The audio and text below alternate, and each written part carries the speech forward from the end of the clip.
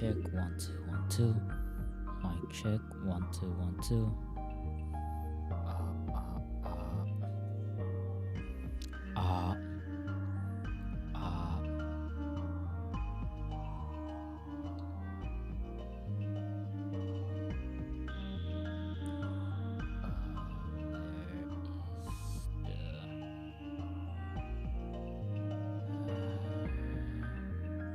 mic check 1 2 1 2. Okay, YouTube is up. Streamer bot. Hey, welcome healing. Yeah, I was starting way too early. Thank you for redeeming the first. Yeah, we're about to start soon. Just one final audio check. Mic check 1 2 1 2. Mic check 1 2 1 2. Mic check 1 2 1 2. Alright. Audio is out. Next up is opening up Discord and start promoting, and then open up Twitter. How you doing, healing?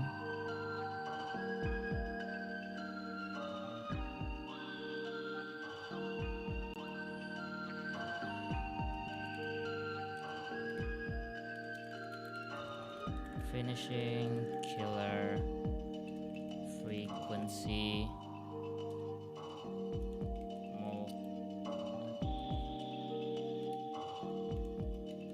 In there.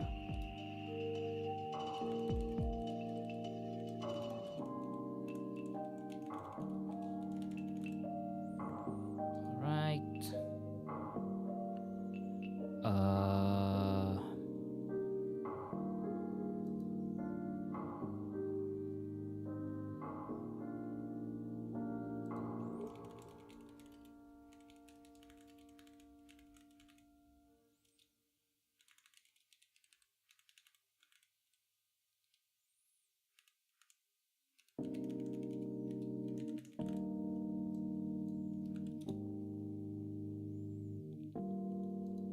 Kirana server and Sufi kinda doesn't have one, so Cookie.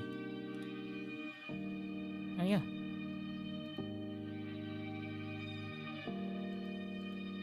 Latency is crazy. Oh, is it doing that thing again?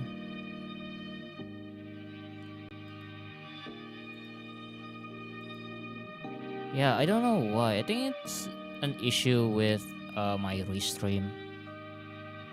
Like, really?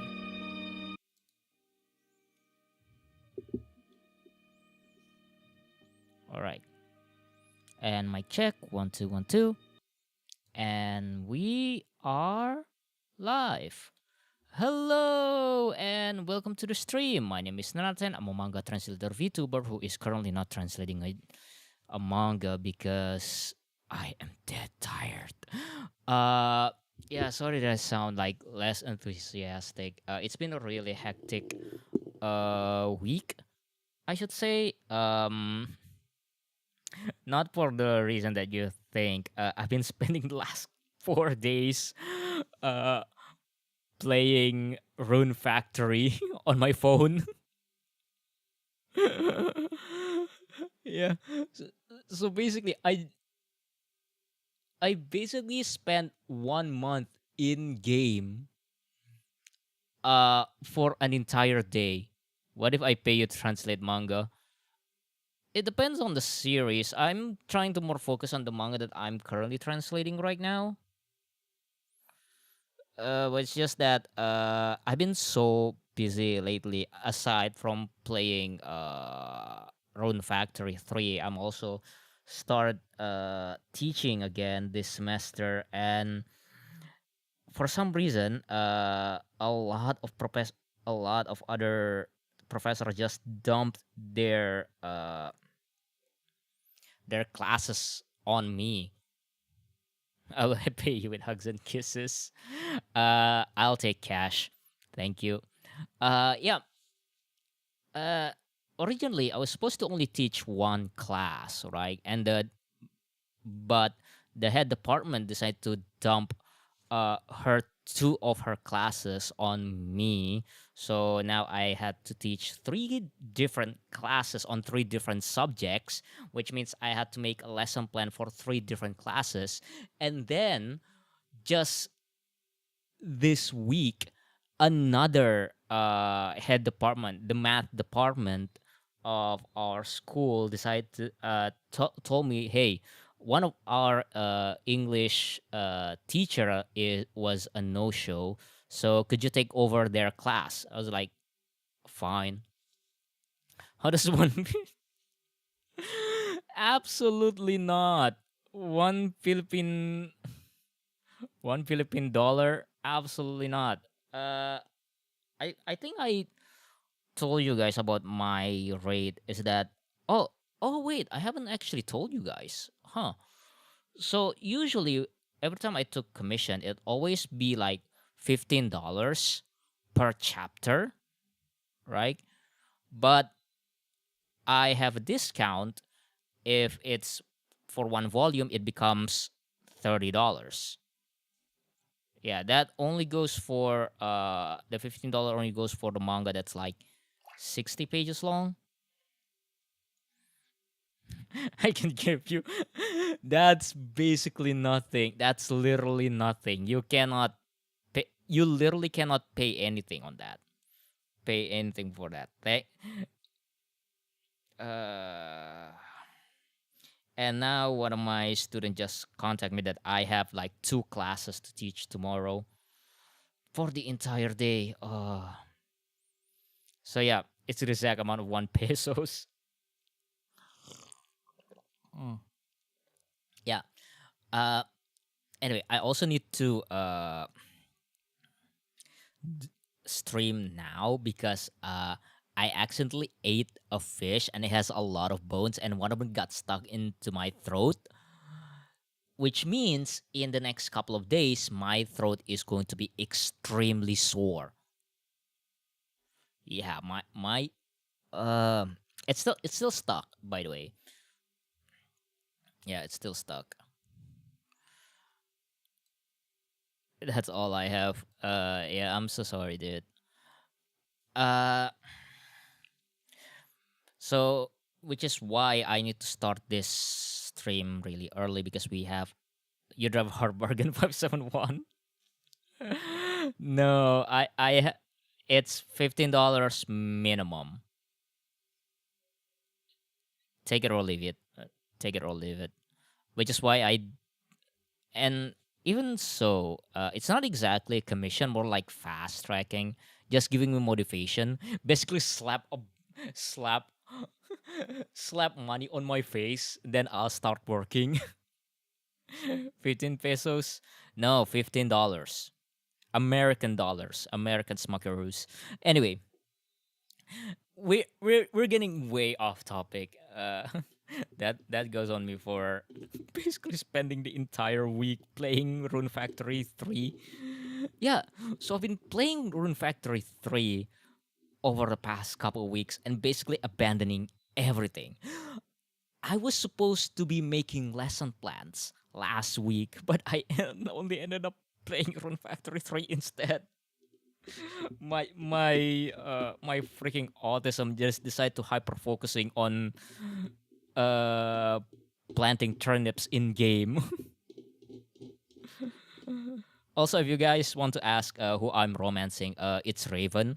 I posted a screenshot on my Discord server that just last night I finally built up enough relationship points with one of the bachelorettes in the game, and I finally proposed to that bachelorette. However, there is a twist. For those who doesn't know about Rune Factory 3, spoiler for a 10-year-old game for 15-year-old game for Nintendo DS, I guess. So Rune Factory 3 is basically this kind of like farming simulator, but with RPG elements, right? it's basically the precursor of Stardew Valley, where not only you can fa- cultivate your farm, you can plant crops, raise animals, building relationship with the town folks. You can also go delve into a dungeon in a similar style of a JRPG. Right, that's the main draw of Rune Factory. Instead of their main series, Story of Season or Harvest Moon. Uh, so in Rune Factory 3, there is uh, so while you're cultivating your farm, you're also investigating the dungeons, right? And the way the story progresses is that you start to build a relationship with the villagers, and at, as of my game last night, I proposed to one of the bachelorettes, Raven. Hold on, let me show you the picture. Let me show you a picture from my Discord. I, th- and then it was at that point I realized that I probably should have streamed this instead. I should have streamed the game, but I'm just way too lazy to do so.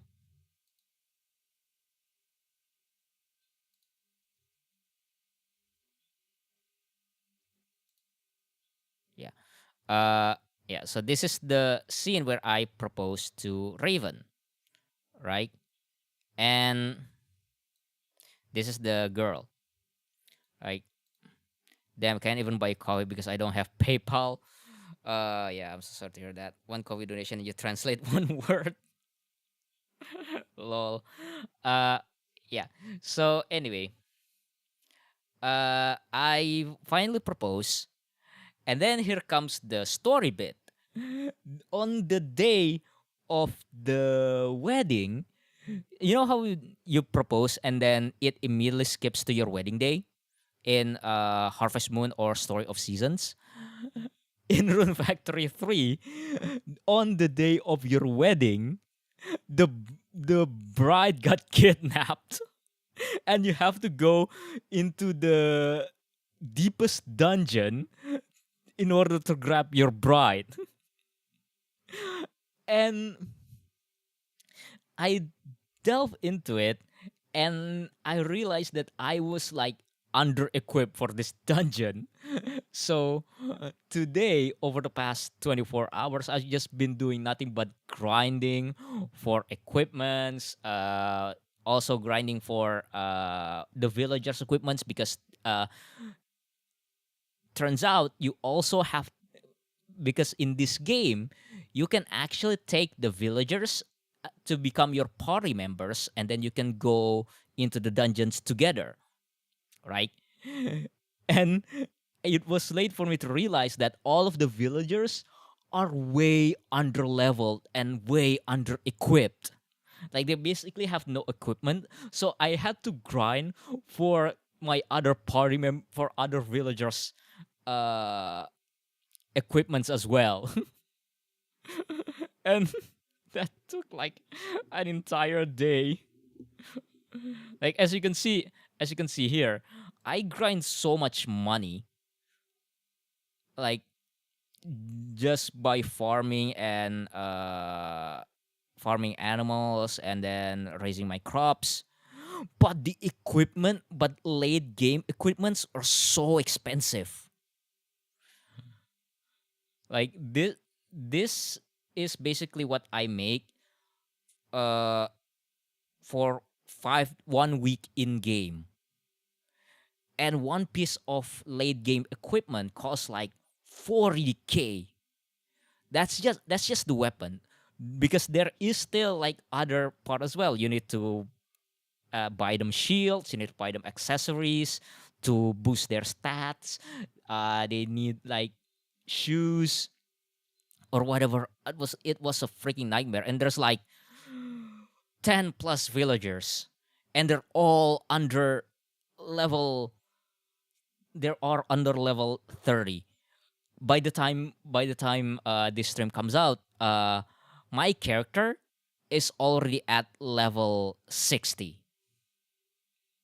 That's how underleveled there was, and I still kept dying in the latest dungeon, trying to get Raven out of there.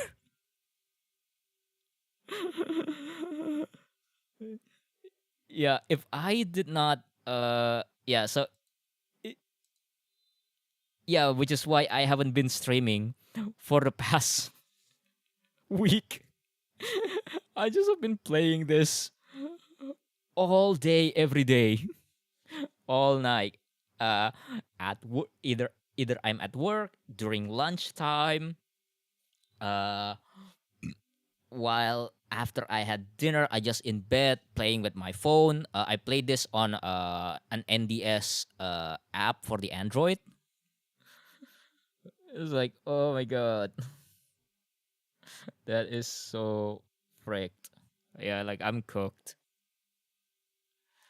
As for and then, oh, I haven't gotten to the part yet. So you delve into the dungeon, and then there is a gate. So there is a gate with the previous boss in it, with the previous dungeon boss in it. And then to open the gate, you have to give them crops from the previous season, from all of the season. I'm already during this when I delve into dungeon, it's already winter. It was during winter, and on the first roadblock, I had to basic so I had to give turnips to to the statue. I have to offer turnips for the statue, and the turnips are crops from the spring season. I was like, oh come on, man. Thankfully, some of the maps in the dungeon actually has 4 seasons. So you see this green area. This is basically the area inside the dungeon where you can plant crops of a particular season. Thankfully, that's solved, but that basically delayed my progress to to 1 to 2 in in game day, basically.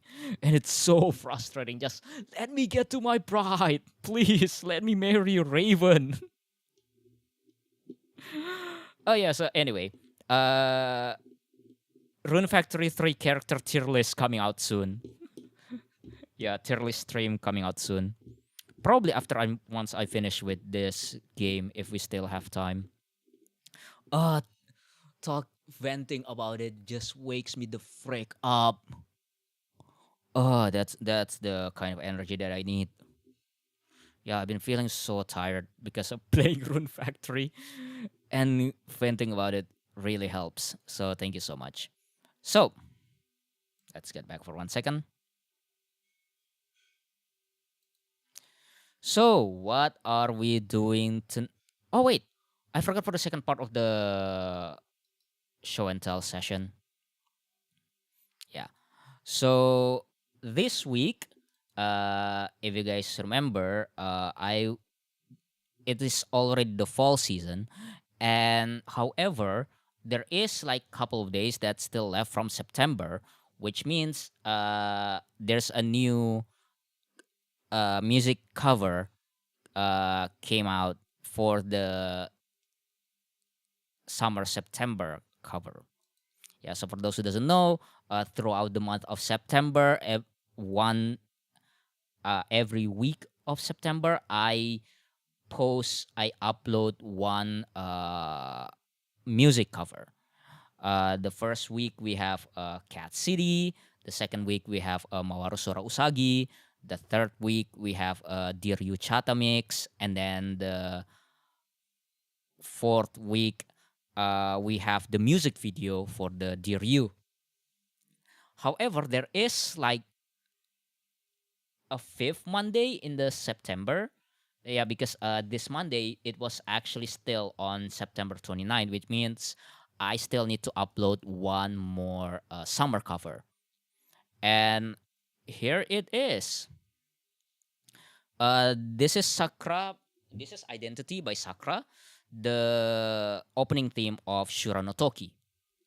For those who doesn't know, I translate this manga called Shura no Mon, and it has a spin-off called Shura no Toki, which tells about a ancient martial arts and how the practitioner faces a lot of Japanese historical figure throughout generations. It is a really good show. It came out back in 2004. I recommend you guys to check it out. And this particular cover was actually uploaded last year as part of my Nana 10 X3 virtual birthday concert from 2024. So, but in that birthday concert, I wasn't really satisfied with the mixing in particular. So this Monday, I decided to remix the song and basically remaster the audio. And this is the upload video. So let's watch it first before we hit it.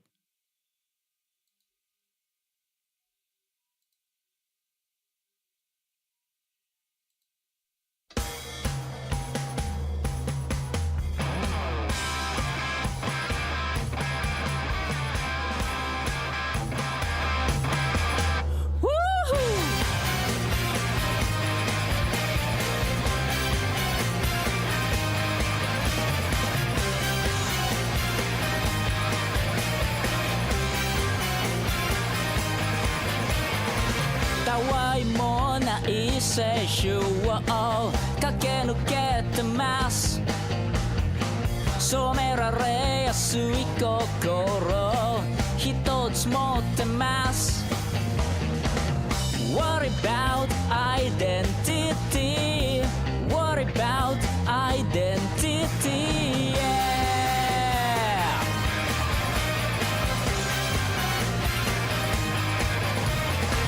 歪んでゆく風景に戸惑ってます。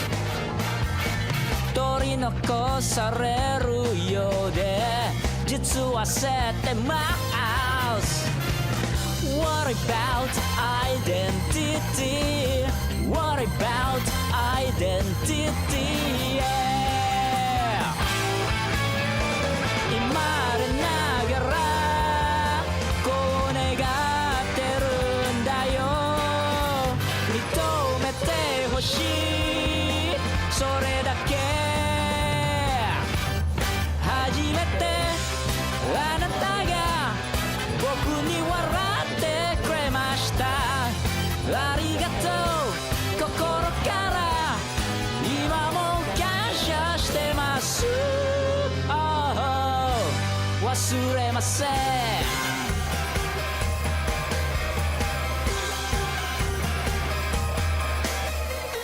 締め切った部屋のカーテン爆音のミュージック憧れのロックスターを悩んだんだろうか。 What about identity? What about identity? Yeah. なんで僕は欲張ろうとするんだろう。愛してほしい誰よりってあなたがいてくれてほんとよかったよかった膝抱え泣いてた僕を作ってくれました。愛してます。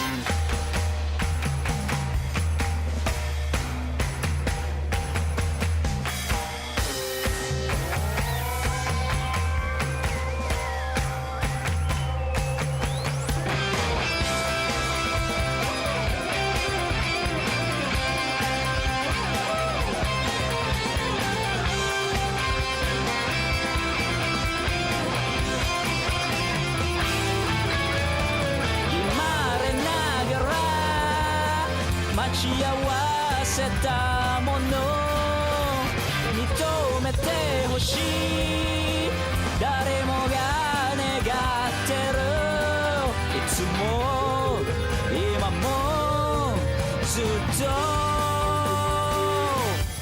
初めてあなたが僕に笑ってくれましたありがとう心から今も感謝してますあなたがいてくれて本当よかったよかった膝抱え泣いてた僕を救ってくれました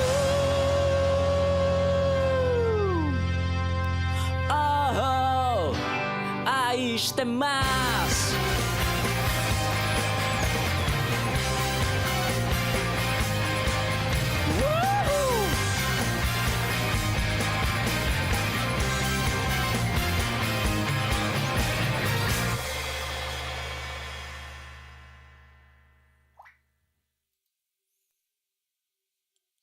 Yeah. So there's a lot of clippings in that in that thing. I was like, oh my god, why did I use that video? Originally I wanted to make a live action music video. That was the original plan from 2024. Originally it was going to be a cosplay music video that pays homage to the original opening theme. Hold on, let me open up Shurano Toki opening. Oh, there is an yeah, it doesn't exist on YouTube. Oh, look, they actually have my video featuring with Ruang Obrol from a couple of years ago. This was from 2 years ago. Me and Daris from Ruang Obrol just talking about this manga with one of the latest arc. Where is it? I believe you can still watch it. Shouldn't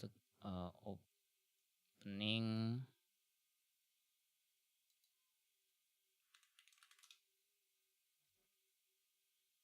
Oh, there it is. Oh, this is the opening in the trailer. Never mind. Where is it?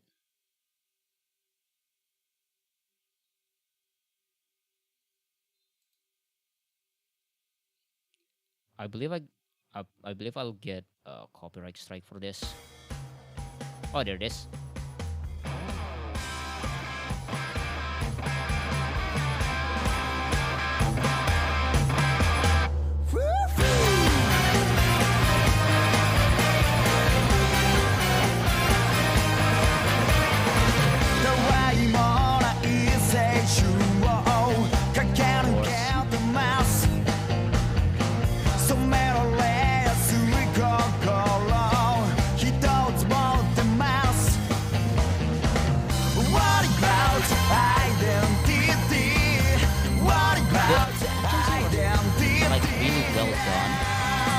Something that came out in 2004. So, hey Zero, what's up? Yeah,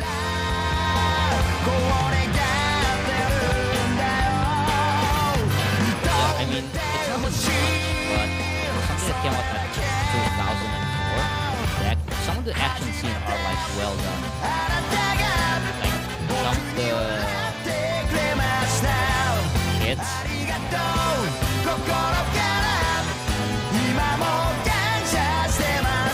It's like you can really feel it. It has so much weight to it, like that kick. Yeah.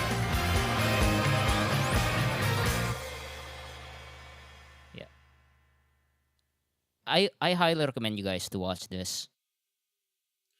You don't have to read the manga because the anime itself is like really faithful to the source material.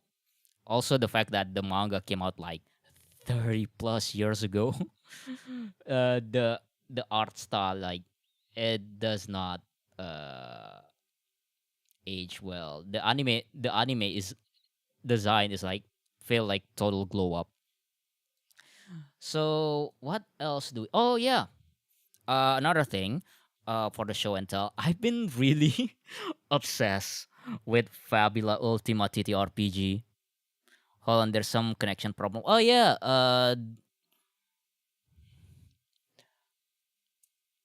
Healing told me about it. I think there's a bit of an issue between my restream in the restream server and Twitch.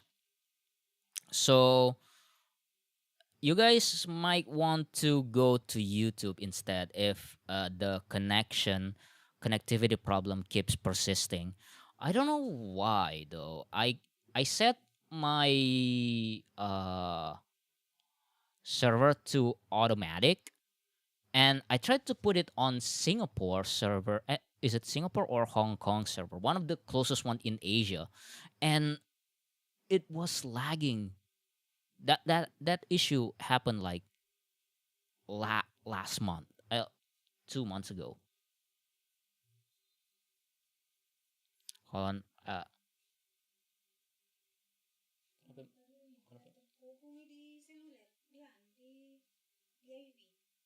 Tersambung nih. Iya, tersambung ini. Kenapa? Kenapa maksudnya?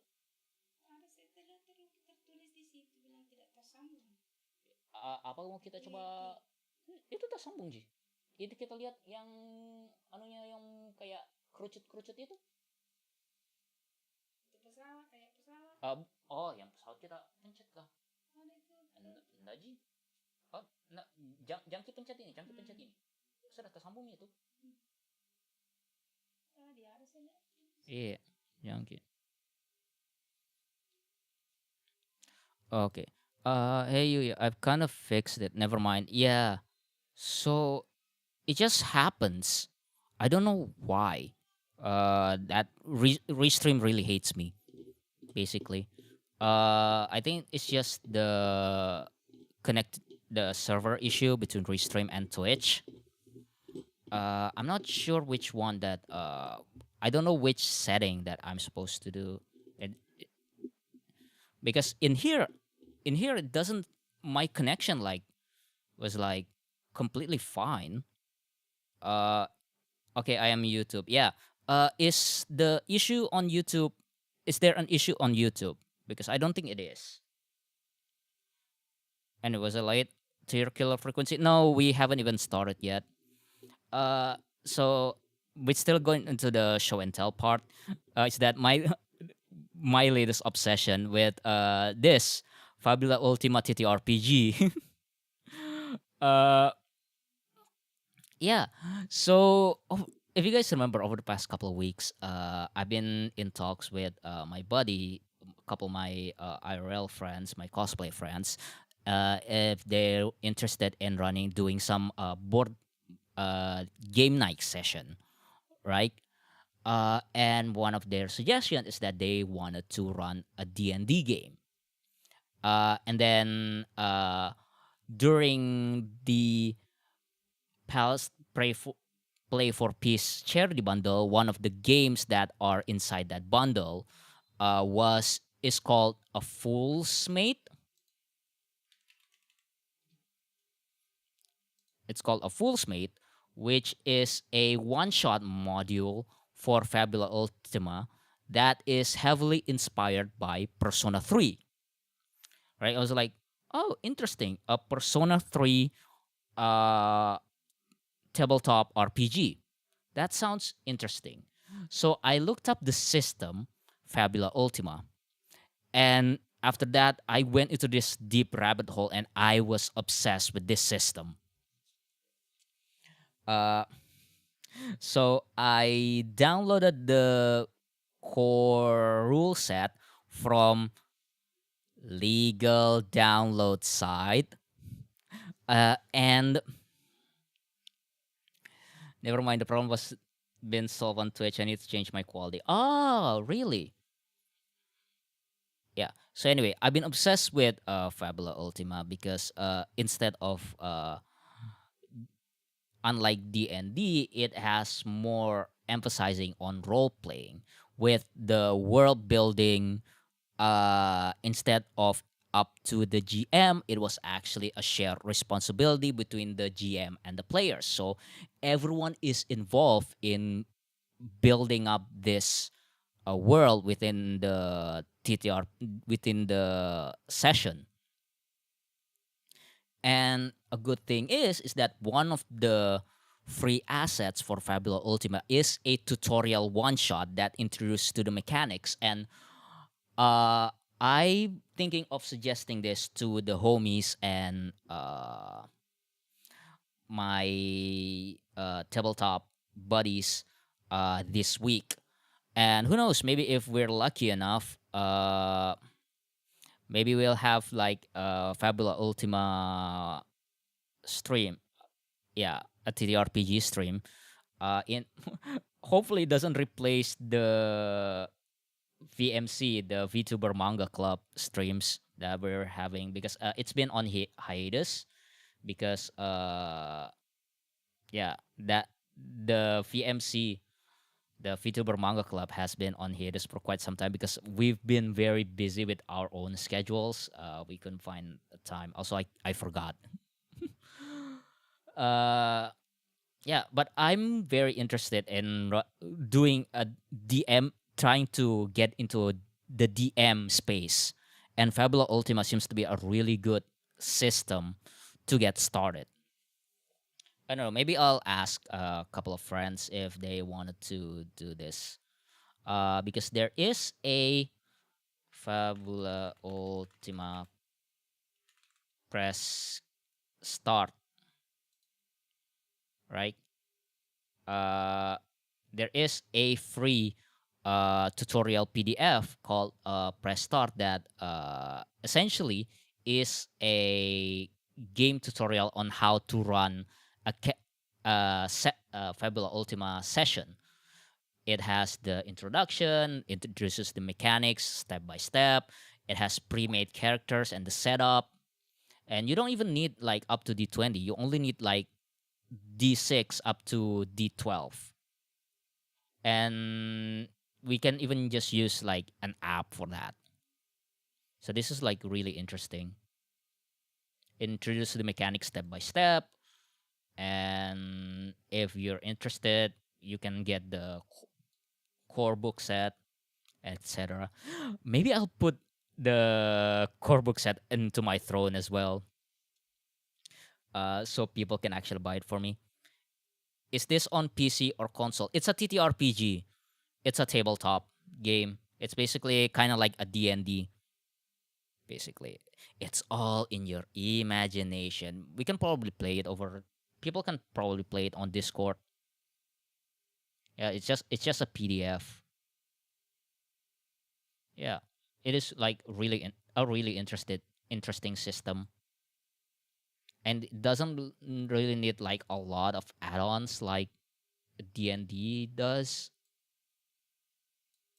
And I'm interested in at least running the tutorial scenario first, and then if people are interested, maybe we can start making our own campaign, because I'm really interested in running this system and I wanted to start DMing. uh and yeah, I found this like really cheap, not quite cheap, but a little bit of expensive, where people just uh print out the core book sets as well, because there is like not only the core book set, there are like other expansion as well. So if you want like the high fantasy setting, or you want like techno fantasy or natural fantasy, like there is an expansion for that. Yeah, so I'll probably going to put these into my throne sometime in the future, probably after the stream. All right, so that is pretty much for tonight's show and tell, because it is almost 9 p.m. and I really need to go to sleep. So yeah, we are finishing this game. Last time we played Killer Frequency, uh, I was in the middle of one of the stage, and I got someone on YouTube say hi to me, and then all of a sudden my power went out. Yeah, all of a sudden my power went out, so I had to cancel the stream.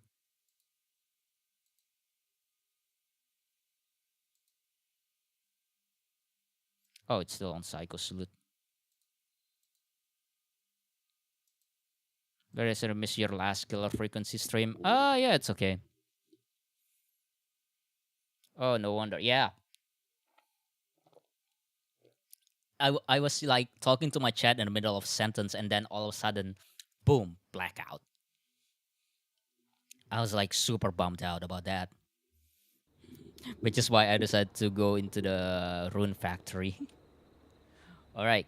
So last time where we left off, we're just piecing. Last time where we left off, we on previous stream we saved Claire and all the rest of the teenagers, and then we got another call from Roller Ricky, and we managed to piece together that previous caller Dawn is actually the Whistling Man. And then we go downstairs to look for the janitor, and we found out that the janitor was also involved, and the janitor might have been already been dead, but the janitor gave us clues as to why the Whistling Man was involved in the first place. And we decided to interview some of the survivors. Janitor was not killed by the Whistling Man. Oh, really? Well, we haven't found about that yet, but yeah. Anyway, the janitor is dead. He was killed by the dude. We haven't got into that part yet. Spoiler alert. 0. No. Yeah. So we just interview the second victim. And then we interviewed the third victim, the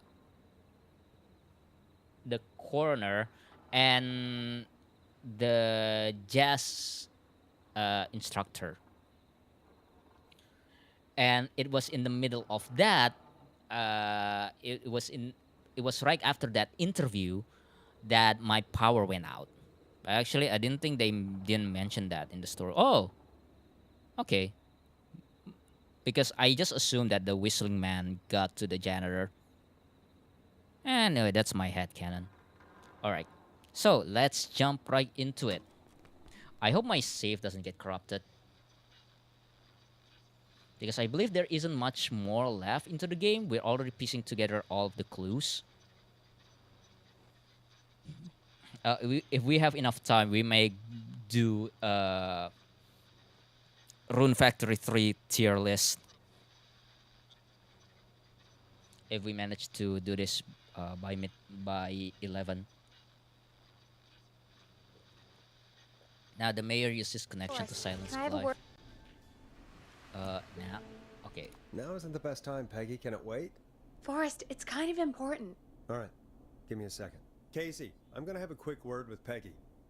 Keep putting that pressure on, and let us know when the bleeding is under control. We're in the middle. You're doing great. Oh yeah. What if something this happens? thing. We'll still be here. Just shout if you need anything, and we'll be there. Okay. Now I remember this part. So right after we interviewed the previous victims, we got another call from a woman that telling that Dawn actually stabbed a bystander, and now one of the bystander is dying, and we have to but because of the ambulance got blown up from the previous episode, we had to instruct the caller into basically applying first aid to the victim. I promise. Okay. I'll wait.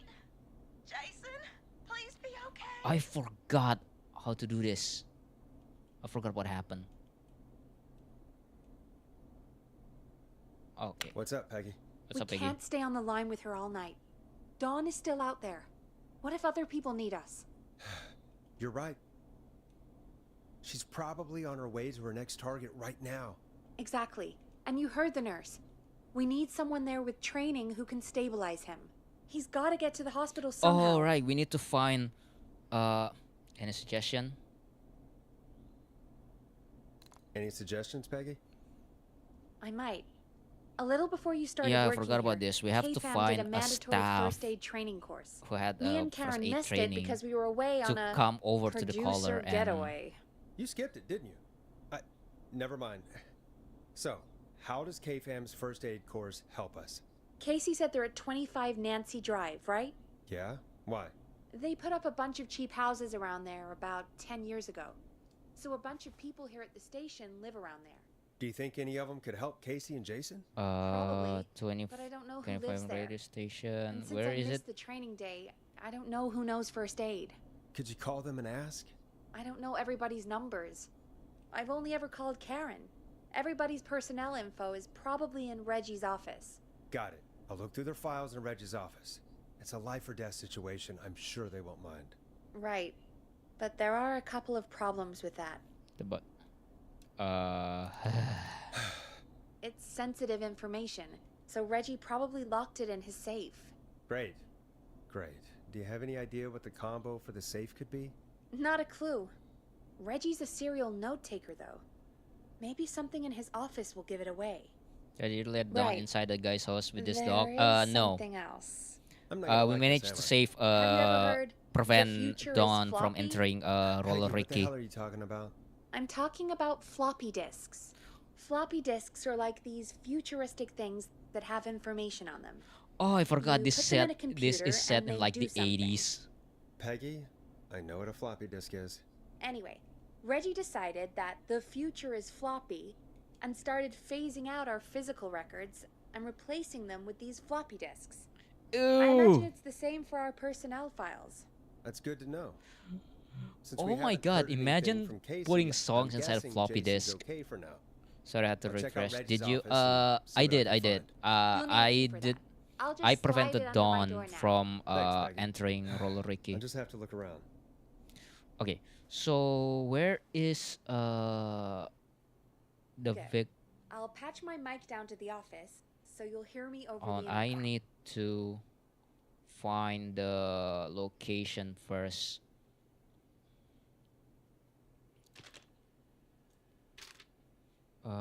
Where is it? Where's the victim?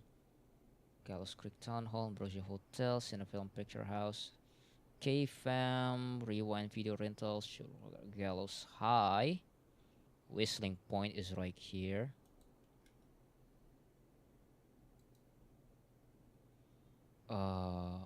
Oh wait, I think. Okay. Time to get to Reggie's office. Unlock all doors in the station. Where is the Reggie's office? Locked tight.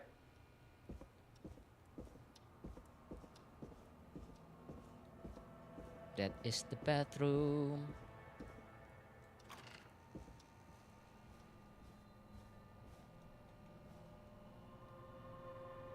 Attention staff, please stop putting stickers on the office furniture. You're lowering the resale value of everything. Reggie.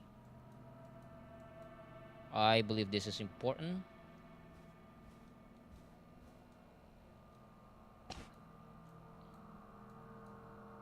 Oh.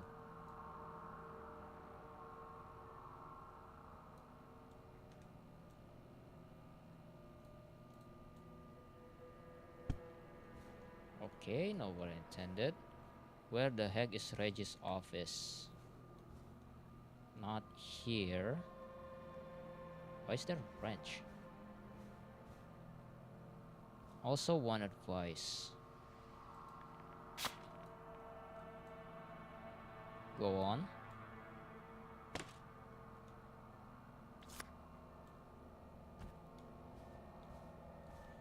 Do not pick Brad to save Jason. Oh, Oh, right. Isn't Brad is the guy who ditched Shihai wins big game?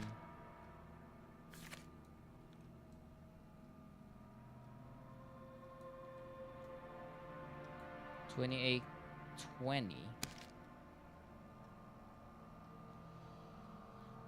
Yeah, that's the guy.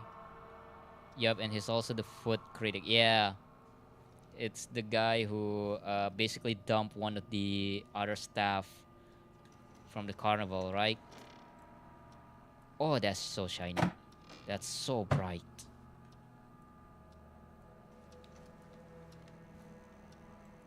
Okay, where the heck is Reggie's office?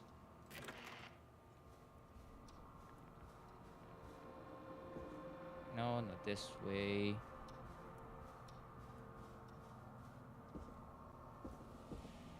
So he's useless when it comes to medical training.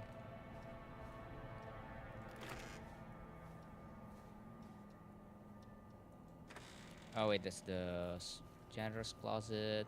That's the basement. There it is. Private. Oh, okay. Girls Creek welcome. Okay. First aid to the injured issued by Reginald. Okay.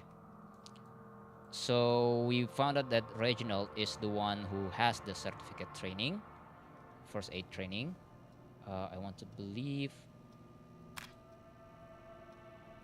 alien sighting UFO over park. 12:45 a.m. October 18, 85. Clear sky, humid. Alien sighting. There's a note here. Clive, if you're reading this, stop stealing my post-it notes. Ask Jenny where those tapes are. It's been a week now. Overdue.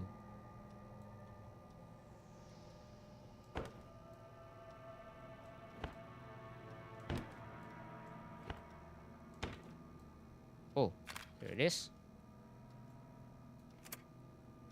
Place insert. Could this be it? Deep cuts. Pizza delivery killer kills with deep cuts. Top secret. Pizza delivery killer kills with a pizza cutter. Free size only. Terrifyingly, there is never any pizza. What happened to the original delivery guy? Maybe write him as a final girl sport. Reggie. Protagonist is college student Megan. Her name to follow. She's smart, beautiful, resourceful, and lactose intolerant. Amplifies the divide between her and the pizza killer. Take place on July 11. Wait, is it July 11 or September 7? Or is it November 7? Very important date for the town. Great Goose Gathering, event where a large number of geese appear suddenly to save the town from starvation. Try to link this to the greater story. Need to kill off Megan's support network throughout the movie, like Acts 3, but even scarier. Maybe partner with Pondy's Pizza for the launch. On 1 out of 10 order, just receive pizza cutter and ticket to the movie. God damn it. Is this... God damn it. Even when it tries to be like... Of course, Ponty's finds a way. Looks like I need a 4-digit code. Axe Forever. Need to write pitch document. Good title, bring back original protag and villain.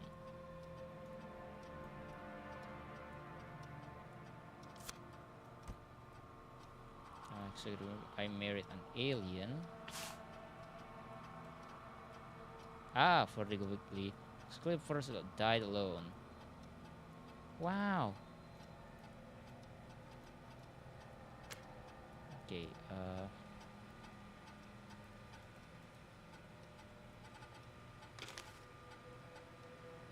Taste of Mexico. Soda, nachos, chalupa, churros, salsa. Gracias you again soon.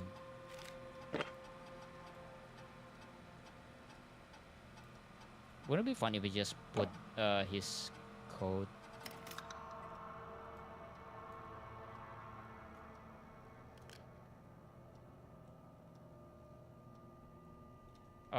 Hey, Peggy, you there? Yeah, I'm here.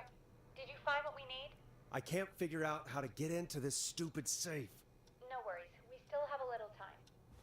Reggie writes almost everything down somewhere. I'd recommend you start reading. Hint. I'll have a Very look around. important You're date. probably right. I'll let you know when I find something. Or Ooh, don't. but which one?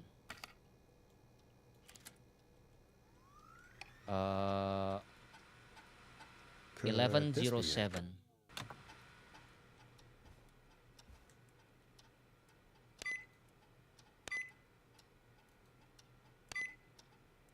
Nice. Yeah, let's go. Okay, what the heck is this? Hedges John. Nope. We need to find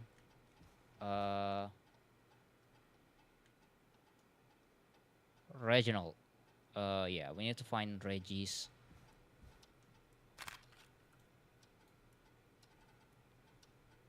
Or we could just do everything.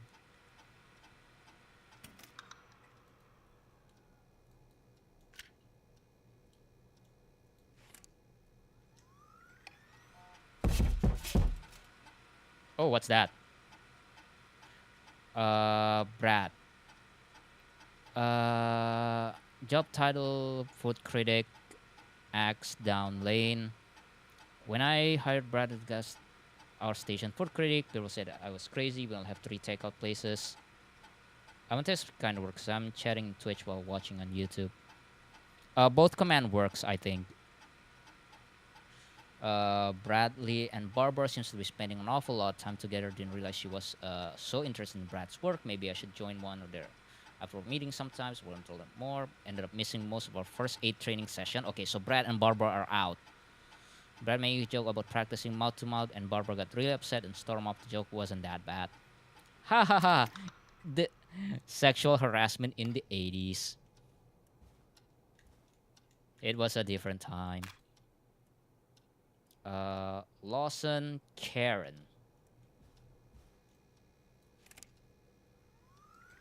Let's see. Karen has really stepped up her duties in recent months. She has fully taken on Hamish's show alongside the Timberline twins ever since Wes left us. Hopefully she doesn't get any ideas about being paid double. Karen started mentoring Peggy. I think this will be really good for Peggy. They're even doing team building training getaways to improve efficiency. Oh no, they were roommates. I'm starting to suspect that this producer training getaways are being strategically timed. They've now both meet Secret Santa, First Aid training, and Teddy Gallo's junior station visit. Yeah, nope, not her. I don't think those are a training getaway. Also, good for them. Alright, Barbara. So Karen and Peggy are out. Also good for Peggy. Yeah, you go, girl. Barbara Albright, receptionist. Barbara's really getting on well with all the staff here. Everybody gave her great feedback at our last review. I get the feeling there's something going on with her and Brad. Called it a hunch. Barbara got another cat recently. Oh, Barbara, she missed the thing. She must have been at least 5 now. Daisy, Murphy, Penelope, Freddy, and Bolt that I'll need to monitor productivity going forward. The cat spot was a big distraction for the rest of the team. Barbara laughed and told her about the concept for a new horror script. I don't care what she thinks. A story about alien egg at the center of the earth, set to hatch on February 13th, is a great idea. Why else would be avoiding having February 13th?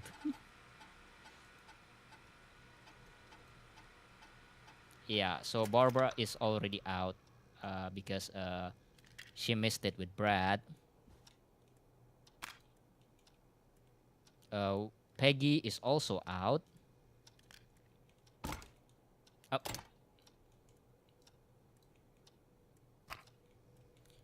Yeah. But let's read Peggy's file, might as well. Look, no, not her. Look for a man's name, but not Brad. Yeah, but I want to read everyone's file. Peggy, I think Reggie's on to you and Karen. Yeah. Maybe don't bring those little drink umbrellas into work for a while. What? Why are you reading my file? You need to find someone who can You're I've right. never seen Sorry. somebody jail I with need everybody to as focus quick on as possible candidates. her, We can look at the Karen, rest and of this Barbara have later. really become a little family already. Maybe we need to run this station with girl power. Hopefully it's cheaper than electric. Sounds wonder if Peggy secretly wants her own show. She hasn't been shy about getting involved in the calls for the scream. Sometimes I feel as though Forrest could just leave for coffee in mid-call and nobody would know. Peggy and Karen have missed another work event this time first aid calling training because their training session, their collective of cocktail parasol grows after each session. But they're doing training session at a bar.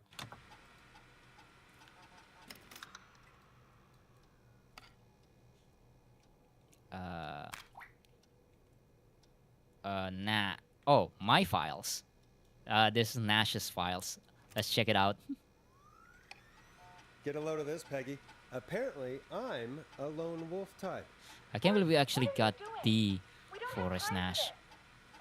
Here in Gallows Creek, his motivation may be low, his demands are a bit beyond our means, and You're he's right, currently I'm sorry. blacklisted from I any need to reputable focus on station, but possible honestly we don't have candidates. reputation to I lose. really shouldn't have read both. We're in a hurry. Forrest isn't really integrating with the team, seems that it is lone wolf thing going on. Heard him called Jeannie, Janine, and Brenda in his first week. Hopefully this changes when he gets settled. I've paired Forrest with Peggy for his show. They seem to have developed a relationship of sorts pretty quickly, which is good because we're sure we don't have the show budget to pair him with Karen.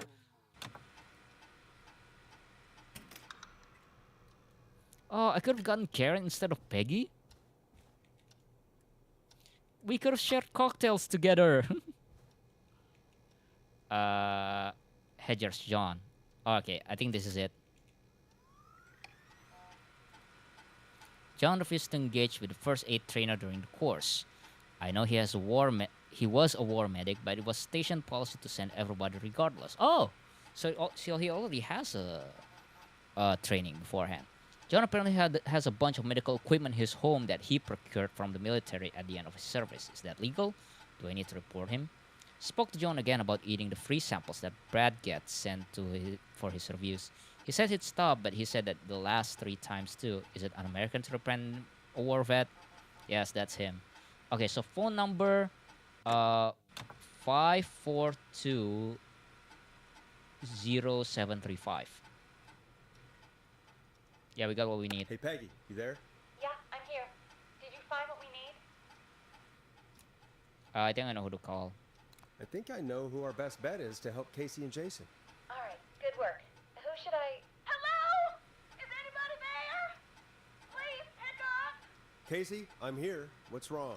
Jason started going pale. I tried to give him the rest, but he just threw up everywhere. What's happening? What do I do? He's going into shock. God, it sounds like he's going into shock. Casey, just stay calm. It's going to be okay. But the bleeding seems to slow down. Did I mess up? Jason, I'm sorry. Casey, calm down. You've done everything right. I need you to listen to me, okay? Oh, save game. For Don't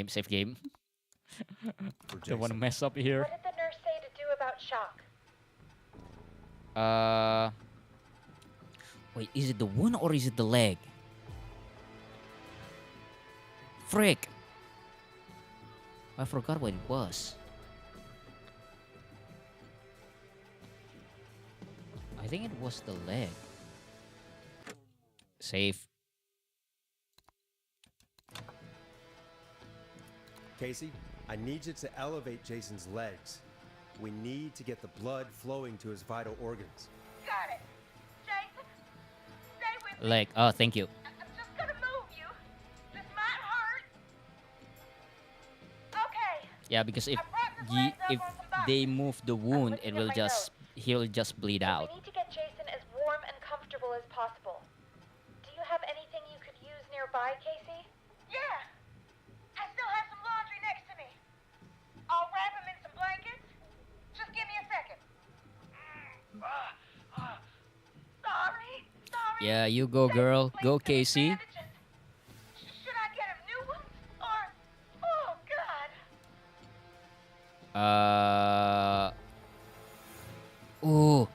Replace or apply additional bandages. What did they say? I think I apply additional bandage. Don't remove the bandage. Apply another one on top of it. Do you still have something you can use? I'm using the laundry to keep it warm, so I'll use the cleaning rags on the car. They don't look dirty. I'll Yeah, fix the apply. bandage and get it warm. Because if he removes it, it will just like infect.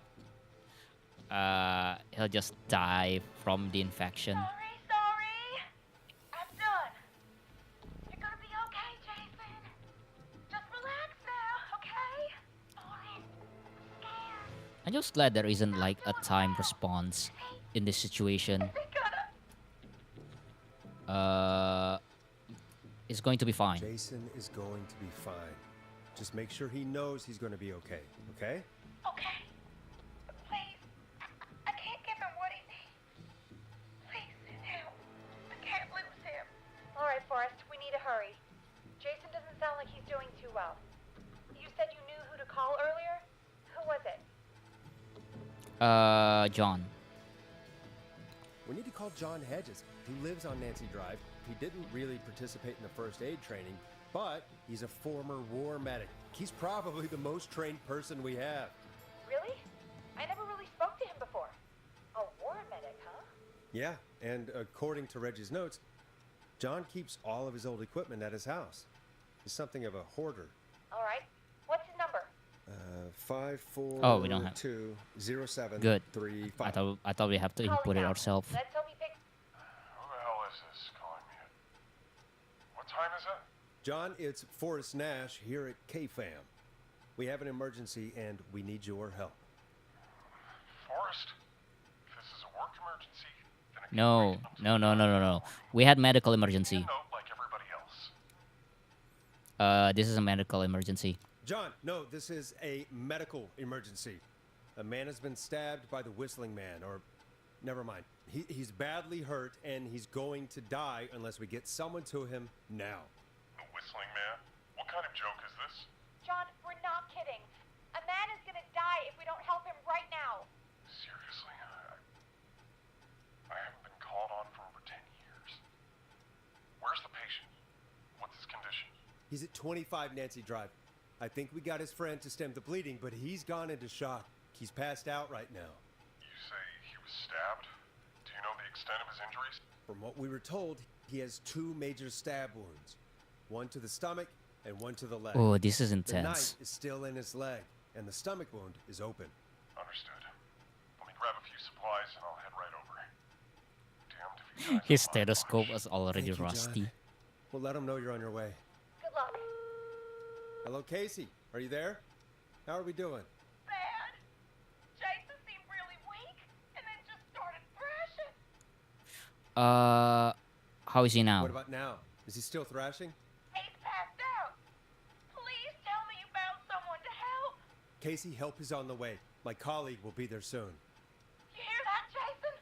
Someone is coming. You're gonna be just fine. Hold on to me, okay? I would love to see a Hold on. movie Come on. from Casey's perspective. I bet he keeps them fresh. I believe that's already an episode in either Code Black or Grey's Anatomy or something. Got this from here. Okay. Forrest, we'll call you back I'm pretty sure later. that's I have to go that's now.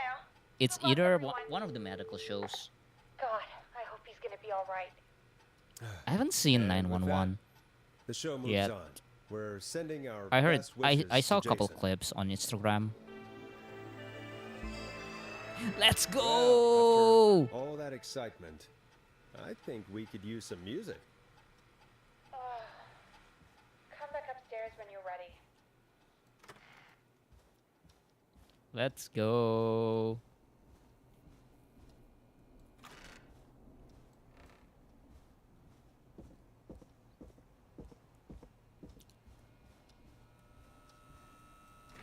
Yeah, all of his medical supplies are like already 2 years past their expiration date.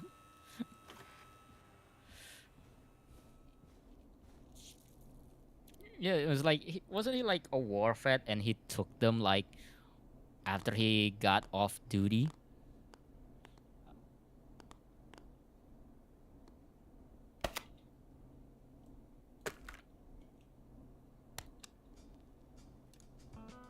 classic back by popular demand. This is Long Ride Home by the Barn Finds. I need to turn up the volume so I can actually hear the music. It's getting pretty late. This might be your last break for the night, so try to enjoy it. Give me a buzz when you want to go back on air.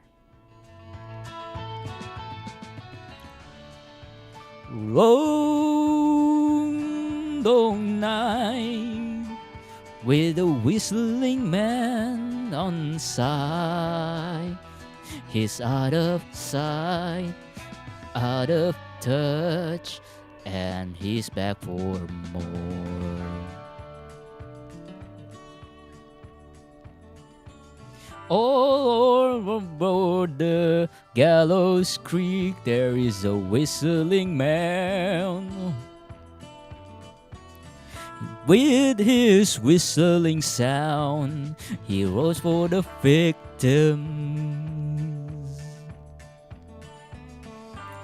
We fall off the creek. No one knows where he comes from, but he is the whistling man. Alright, enough of that bit. Let's roll. You got it. We've got another call coming through, too. Time to turn the music off. Now it's time for us to catch the whistling man. Or woman. Okay, Forrest, shut the music off. Welcome back to 189.16, The Scream. I believe we have another caller on the line. How are you tonight, caller? Forrest, it's me, Roller Ricky. Oh, hey, Max, Ricky! Good to hear from you, buddy. Again. How are you both doing? Oh, we're good, man, thanks to you. You're like our guardian angel. That wouldn't be a bad look for you, Forrest. A Aww. little white wing halo number. Maybe something for the K-Fam Halloween party. All right, everyone. I think your let's next year is calm gonna be down. saving a bunch Ricky, of people. I'm just Oh glad yeah. we could help you and Maxie. Is there anything else we can help you with, Ricky? Oh, I am Actually, ready. I'm I ready. think I have some info that might help you. Oh. I'm waiting. All right. I'm waiting. You see, man, me and Jason know each other. Oh. You know each other? Yeah, we went to Gallows High and played on the football team together. He was a gnarly offensive linesman, and I was our star wide receiver. Runner Ricky, they called me. All right. And what does that have to do with tonight? Well, because George, the guy who drowned, Oh. he was on our team, Interesting. Keep talking. Keep talking. What happened? too. We had our first team party on the night he drowned. He seemed like such a good dude. Ricky, were you there when George drowned? No, man. Once the party turned, I beat feet out of there. Man, I remember George and his girl there. There was a whole lot of love, man. I could see Yeah, it, these you know? guys are gonna be important. Dawn? George's girl? Ricky, who was the girl? She might just be the one behind all of this. What? No way, man. There was so much love there. I can't believe she'd ever be capable of anything like this. Ricky, please. What was her name? I never got her name, man. He just called her Bean. I didn't really know her before or see her after that. Then what did she look like? Please, tell us anything you remember. I just remember a pretty girl, man. I'm sorry. Ricky, you said the party didn't last long. What happened? We were just having a good time. Having a good time, having I a good know. time. Everyone was running for their life. I looked up and saw a goddamn whistling man in the trees. And I never Oh. ran so fast in my life. I ran straight home. Didn't know about George until next morning at school. I'm guessing it was whistling night, wasn't it? That the whistling man was just another kid. Yeah. I don't know how George died, but I always felt like if anyone deserved to die that night, It's the whistling man. it should have been me. It wasn't your fault. Ricky, it wasn't your fault. You're not a bad person. Yeah, because I know that now. after man. that, he fell off the wagon and Took become a an long time to alcoholic. learn, but He took a turn. just thought I'd tell you all what I know. Thank you, Ricky. This helps. Thank you. You got it, man. Wanna know how he Anyway, died? I think it's We time already for me found to relax. the Nights. autopsy notes Thanks for listening, man. I'll let on you the to it. previous stream. Night, Ricky. Yeah, so All right, I believe looks like we got a he new lead in the case. got If chased anyone out has any info and about this he mysterious ran being, please all call in. If she was George's he ran girlfriend back all then, through the forest, she's probably in her fell mid to late off 30s the now. cliff, Huh. but he didn't Oh, we have another die, call coming so in, they put but hang on. him inside a What's car. up, Peggy?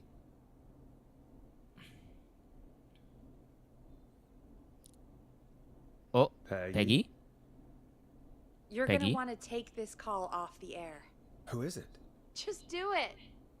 All right, folks, it's time for another track. Here's one to help you sit back and relax. We'll be right back after this.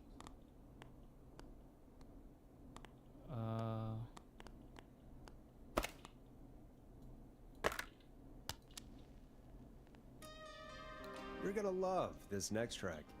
I think I keep like picking up I hope this the is good same news, track Peggy. over and over. Who have we got? Find out for yourself on line 1. Okay. Hello? Forrest! I'm glad I got back to Leslie! you. Sounds like it's been a busy night, huh? Hey girl, what's Surprise! up? It's Leslie, our 911 operator, leading the charge from Henderson to come save us. Yeah, It's so let's good to hear go. from you. Are you okay? Save us, Doing please. okay. Sarah and I are both happy to be headed back home. We're happy to have you too. Wait, Sarah? Oh, yeah, I mean Deputy Martinez. Anyway, we got back into radio range a little while ago. We've been listening in, but haven't been able to get through until now. So help is on its It's way. been non-stop since you left. Please tell us you're bringing help. You bet! I'm leading a whole goddamn squad towards Gallows Creek as we speak. Turns out somebody had cut the phone lines. They had no idea What? what was happening. That's great news. That's crazy about the phone lines, though. Do you think the Whistling Man cut them? I'm How? guessing so. I don't know how the Whistling Man did it. But that doesn't matter right now. Listen, we're coming in hot, but we need your help. I know Gallows Creek isn't a big town, but if we don't know where the Whistling Man is, we can't get him. Her. That's where you come in. What do you need? What do you You need? can count on us. What do you need? It might be a long shot, but here goes. The Whistling Man already called up a few times. I bet she calls again. We're still a little ways out of town, so if she calls, stall her. Buy as much time as you Oh. can for us to get Oh, in. And while you're talking to oh, her, let's try go. to figure out where she is. We'll be listening in, so once her We're location at the is home known, stretch, we'll people. head straight there and end this nightmare. I don't know. I don't know. Is she really just gonna give up her location? I guess Wanna we'll know find out. one fun fact about the Anyway, Whistling Man? I'll radio the other cars and tell them sure. the plan is a go. Hopefully the next time I see you, it'll be with our killer behind bars. Take care now. We'll see you soon, Leslie. Thank God. It sounds like this is almost over. We're nearly through this. I hope you're right. I hope you're right. The sooner this is over, the better. I am right. Trust me. Anyway, we should get you back on air. Taking callers is the only way to see this through. The Whistling Man is not a he or she, it's When both. you're ready, shut the music off. Bringing you back live now. Welcome back to The Scream with me, Forrest Nash. The line is lit up, but before I Ooh. get to our next caller, I just want to say things are looking up. It's almost over. But for now, let's bring in our next caller. Oh, we're already safe. Just to be sure. Evening, caller. This is Forrest Nash. Hello, Forrest. This is John Hedges. I'm here with with Casey. I wanted to give you an update on Jason. John, is he gonna be okay? Hey, He's a fighter. He'll be fine.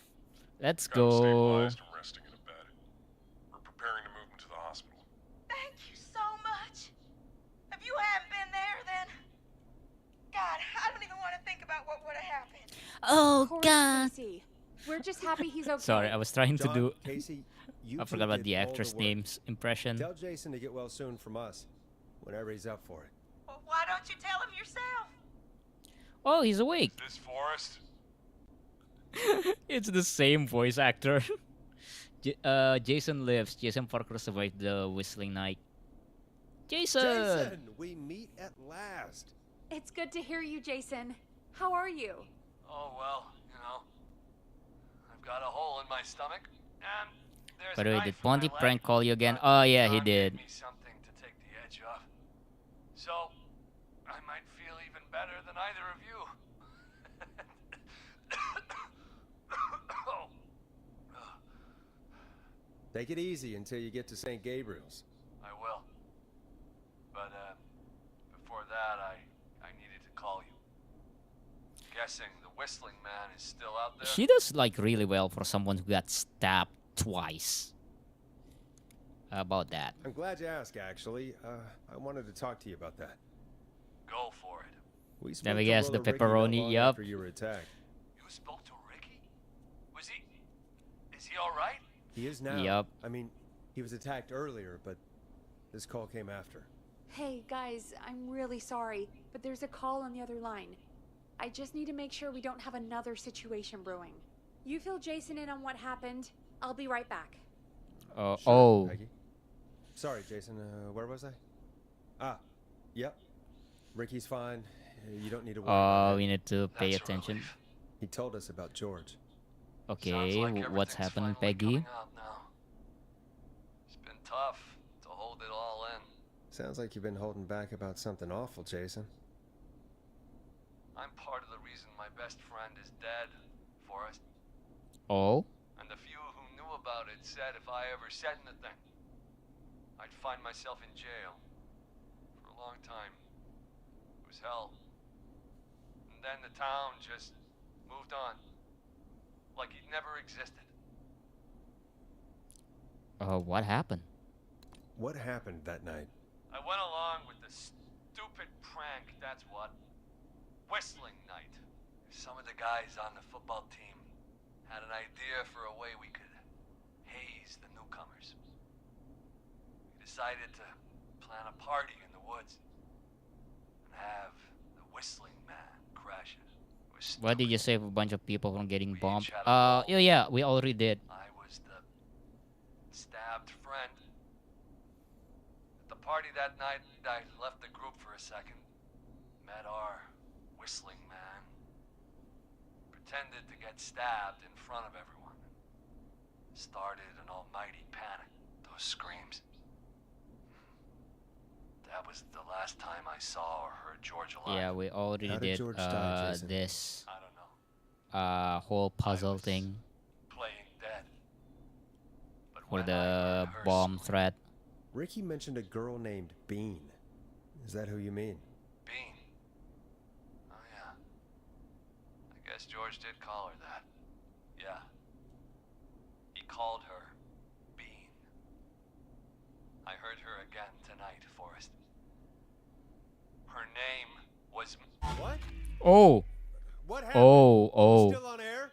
oh, No, we're not. Seems like the power is completely... oh! Here How comes, do we here get comes. it back on?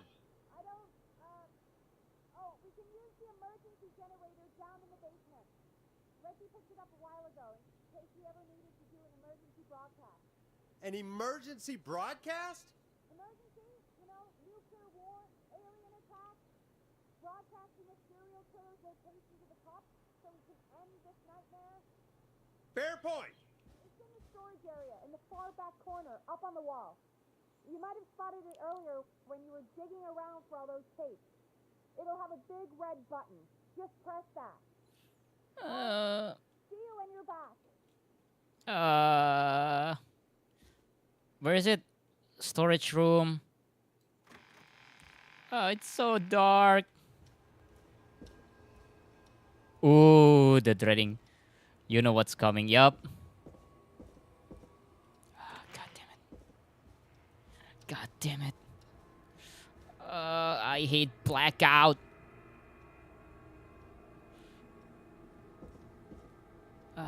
Fuck.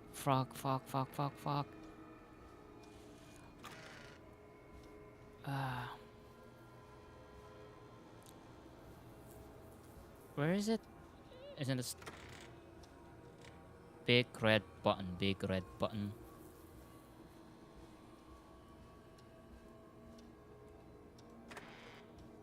Oh. Is this it? No. Where is it? Where did you say it was? Ah.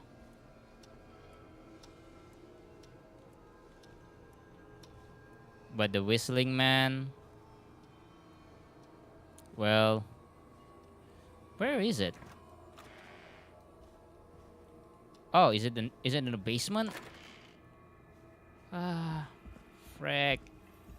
I hate this. Ah. Storage room. What the heck is the storage room?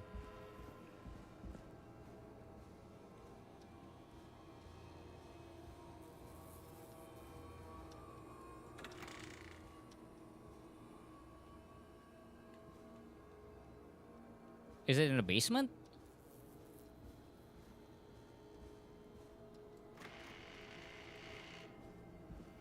I hate this.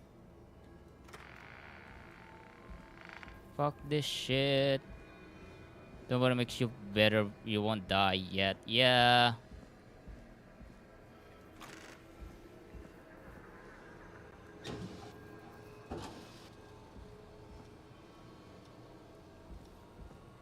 Not this one. Not this room. It's in the basement. Yeah, but where? It's just the big red button. Nope. No.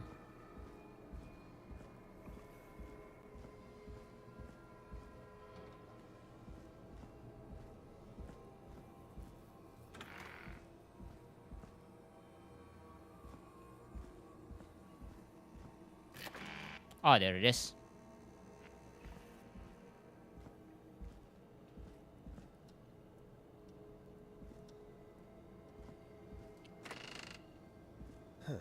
Far back corner. Why is this station so big?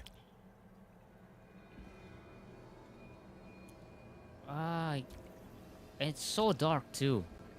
Oh wait, I just went back. Time of autopsy is 7.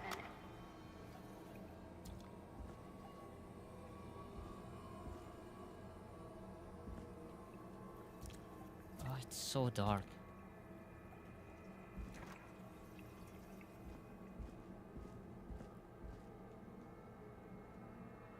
No, not this one.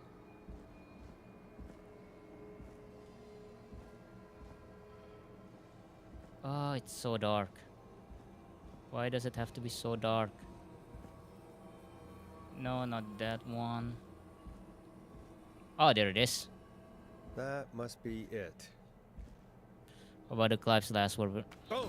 We've got power. Store the power station after the blackout.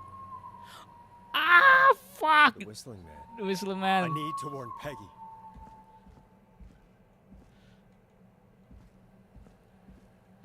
Ah!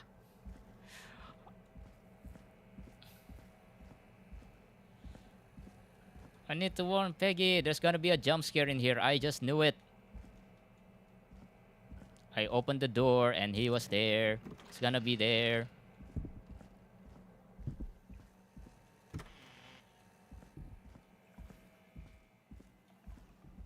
Peggy! Peggy! Peggy. By the way, Teddy Gallows Jr. By the way, What the hell? what? Okay, the power's back on.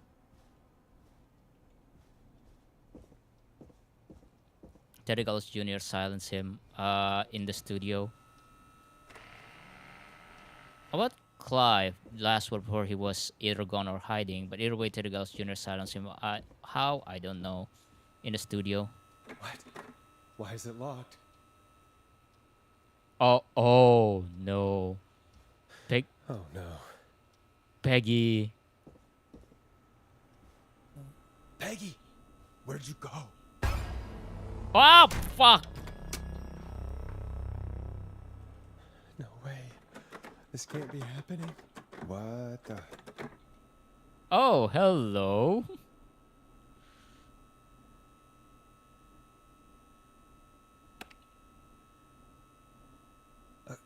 A call.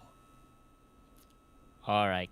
We're at the final stretch. Let's go, chat.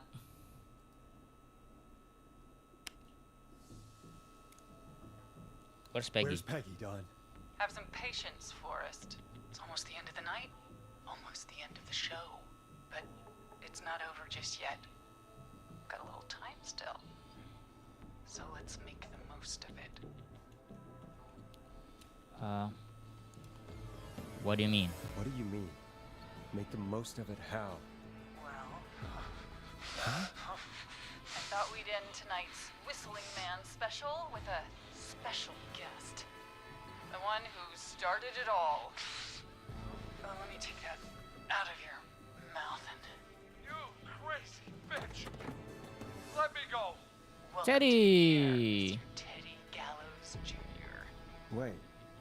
It's all gonna come out tonight, Teddy.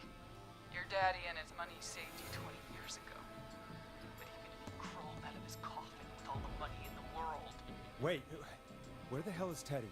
How are you talking to him if you're here with me? Because I'm not there with you, Forrest. I'm here with Teddy. And if he says where that is, well, he knows he'll get it. Then who's here? Wait, then who am I looking at? Forrest Nash, let me introduce you and all of Gallows Creek to my boy, Henry Barrow. Hi, Henry. Hi, Henry. Nice to meet you. Ah. Don't mind him. He's just shy. So there were two whistling men tonight. Of course. That explains how you were always able to get around town so quickly. And that's how you escaped the secret archives in the newspaper office. Don't think I've forgotten about that, Forrest. Oh, that was you. Locking my sweet boy away Oh, like that an was animal. Henry. And Murphy, he was right, wasn't he? He did fight a man. He did. I taught my boy to never run away from a fight. Hang on. Did you say Barrow? Then are you? Let me just Bean Barrow. That's a real. Yes, that's my real name. Bean Barrow. You went crazy wearing this. There we go. Marie Campbell? George's old girl. Oh. Well, it sure has been years since I last saw. Oh, God damn it. Not Dawn, huh? Marie Campbell. So, not Don, huh? No, not Dawn. What are you going to... Ah, Everyone's the gonna the know fishbone now still what stuck in my Teddy throat. did. He killed George that night. This night. 20 years ago. Listen to me. You... Fun fact: Mary is You're Peggy's gonna talk sister. when I talk to you, Oh, really? and not a moment before. Meanwhile, Forrest, I'm gonna give you the chance to talk. You're gonna help me reveal what really happened to George all those years ago. Why should I? Why should I help you? Why should I play any part in this? Because I think you believe in justice. You think this is justice? You have no goddamn idea, Forrest. And the little boy you saved from the maze? These people you've been trying to save, they were all in on it. They all knew George was murdered, but Is their half sibling? What? Listen,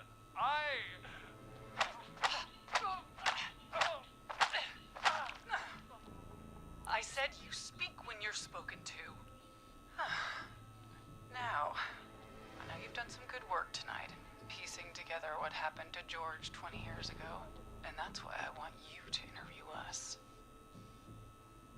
I can do that. Interview you. All right, I can do that. Thank you. I want you to help You see Teddy why, tell okay. the story, Forrest. Do a good job. And hell, you might be the only one to leave here alive. Only? What happened to Peggy? What did you do to Peggy? I need to drag this out. If I can buy Leslie time to get back to Gallows Creek, and if I can find out where Marie is, then this can end. Teddy, we'll start with you. Just, talk me through what happened that night. How did it start? How would I know? It was 20 years ago. Be honest, Teddy. Teddy, be honest with me or we're both going to die. Honest? Forrest, I'm trapped here with a psycho. Ow. What the hell? God damn it. Okay. Our first team party was coming up. And when I saw the date it was scheduled for, I had an idea for a way we could prank the new guys. Whistling Night. Right? I understand that kids in Gallows Creek know tonight as Whistling Night. I'm guessing that's what you mean? Well, we didn't have a name for it then. It was just the night that Mooney went missing. But Whistling Night is what they'd call it later. Wait. You mean this was the first Whistling Night? Oh. Keep talking, Teddy. He started a trend. Went up near Whistling Point. God, who was there? Me, Jason, and George, of course. But George didn't come alone. He brought Marie. And Roller Ricky. He was there too, wasn't he? Yes, Ricky was there too. Runner Ricky, our wide receiver. I helped him off the bottle, you know. Because I'm a decent man. Is that so? Yes, it is. He came apart one day. Some people do. He had some issues. Wasn't stable. I didn't want him to hurt his chances in life. So, I helped him keep himself together. You were Yeah, you were afraid he would talk about that night. Weren't you? Keep talking. About midway through the night, we put the prank into action.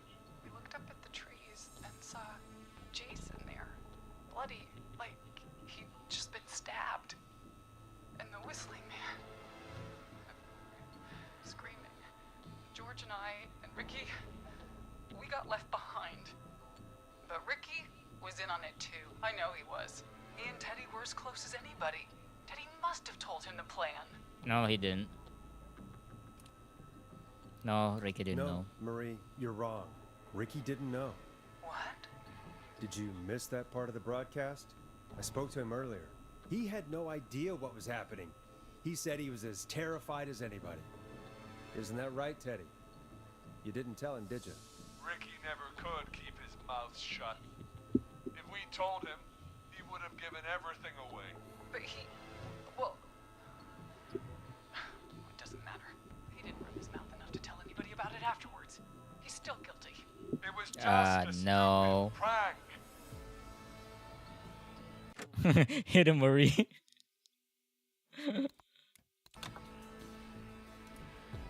Hit him, Marie. Hit him again, Marie. God damn it! You made George think Jason had been murdered. He thought his best friend was dead. And so tonight you stabbed him for real? It's the role he wanted to play. Jason's still alive, Marie. He was with a friend.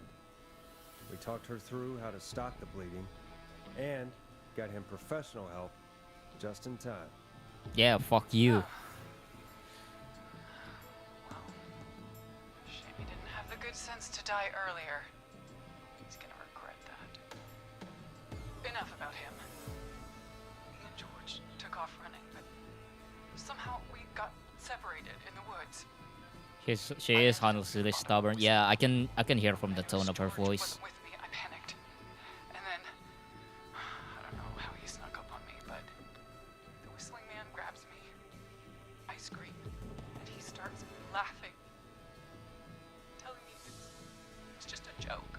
I can stall for time here. How did you feel? Save game. How did you feel? How did you feel in that moment? I felt like nothing was real. I felt small and confused, and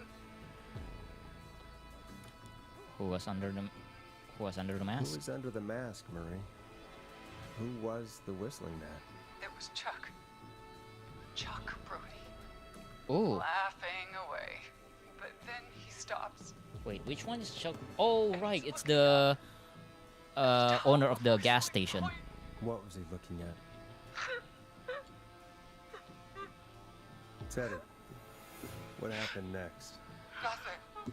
I mean, it was just Teddy? George fell off Whistling Point. How do you know? How do you know what happened? I saw it. You pushed him. You were up there. You were dressed as the Whistling Man too, and I didn't push him. God damn it! I just chased him up there, and he kept backing up. When I saw he was about to go over, I reached out. That's what you saw. you liar. It's not my fault. He didn't know it was a joke. If he'd had any brains, he would have realized. Hit him again. Ugh, Yep. you bitch. No one's going to believe this. And if you tell her but the rest was not in on it after George's death, she's still stubborn and still wants to kill them all anyway. Then why the cover up? If she's lying, why the cover-up? My future was at stake, Nash. You know what it's like. People like us are bred for bigger things. I'm going to be the mayor of this town, Forrest. Oh, And you then can say governor. goodbye about that And then after who tonight. knows? What happened that night was tragic. It should never have happened. But it was a mistake. It was just a stupid joke gone wrong. So my father sent Clive out to clean it up. Why should a blip ruin A my man is future? dead. George was a blip? He wasn't a blip. Marie. His father covered it up from there. I searched for George's body all night, but Sandra found him the next morning while out jazz running. she found him in the river, but she lied about that to protect Teddy. She said something about her rent going up, unless she... Teddy, did your father own Sandra Sharp's dance studio? It's Gallows Creek, not Shark Creek. Answer the question. I'd answer the question if I were you, Teddy. Yes, okay. We own most of the town. That's it then. Your father was going to run her out of business unless she lied and said she found him in the reservoir instead of the river. What my father did in his business dealings is nothing to do with me. Except it does. That's why you killed Sheriff Matthews too, isn't it, Maria? Not just to get him out of the way, but... Everyone was in on it, Forrest. Even the coroner wrote a fake report. Said George was drinking. That he'd just got himself into trouble. And Fake report? I only heard the tapes. you'd be disgusted by it. For all it's worth, Virginia didn't have much of a choice. She had a sick sister whose treatments she couldn't afford. She played along with the Wait, gallows I to think save her sister's but life. hold up. But I did read the actual report. And her own. Even still, she should have told the truth. I did my part. I tried everything I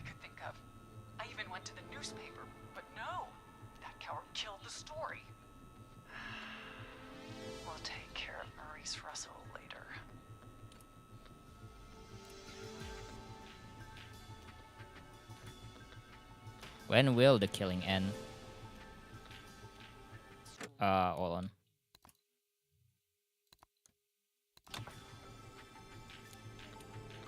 I need to be sympathetic, but I'm just going to try this. When will the killing end, Marie? End? When does it end? You can't kill the world.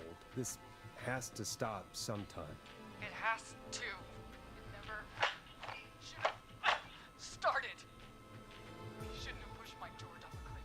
He should have been punished. It's coming to a stop. At least for now. Here, where George and I first met, before he joined your football team, was right after he shot the winning throw. Wait a Ooh. sec. Ooh. Save game. The football? No, not the football field. Where is Marie? The school gym. We're at Gallows Creek High, in the gymnasium. That's right, Forrest. Not that it matters, but yes, we're here. Anyway, I think Teddy that Gallus about Jr. wraps survived the whistling man. Let's go! So, Marie? Where? Oh my god. Peggy! Teddy? you gotta help me. Quiet. You'll talk more later. Now I have to talk to someone who mattered more than you ever did. Peggy. It's been so long since I've seen your face. I worried you wouldn't come. Marie! Oh my god. I thought you... And here I was, thinking you'd forgot me. I'd never forget my own sister. Sister? Sister? Peggy, what's happening? Why are you even there? Wanna explain, Peggy? Earlier, while you were speaking to Jason, I got a call. Do you remember? Well, it was from Dawn. She said that my sister Marie was there that night George died, and that I should come to the gym for a reunion. And when you walked in, you found out. That my sister is the Whistling Man. Good to see you too, Peggy. Why didn't you tell me any of this? She said that it was my last chance to see my sister. I knew if I told you, you'd try to stop me or come with me when we need you on the radio. And I just... You should have said. You should have said something. You should have told me. I know, okay? I should have. But I didn't imagine this situation then, so just... What happened to you, Marie? You just disappeared one day. Disappeared? I was thrown out, Peggy. I begged Mom and Dad to do something about what happened that night, but did they care? No. They told me to stay quiet. They only cared when they learned I'd been with George. And Marie, I'm so sorry. I never knew. it's not your fault. Really, it's Mom and Dad I should be seeing right now. But since they're dead and gone, well, I'll have to settle for the next best thing. No. Oh. Is that why you attacked Eugene? Wait. Is that why you went after that kid in the maze? Eugene Stein? Because his parents? That's right. Eugene's parents were there that night too. But they got themselves killed in a bus accident. Oh, right. Since only their child was left. Stein. Please. Mom and Dad are gone, Peggy.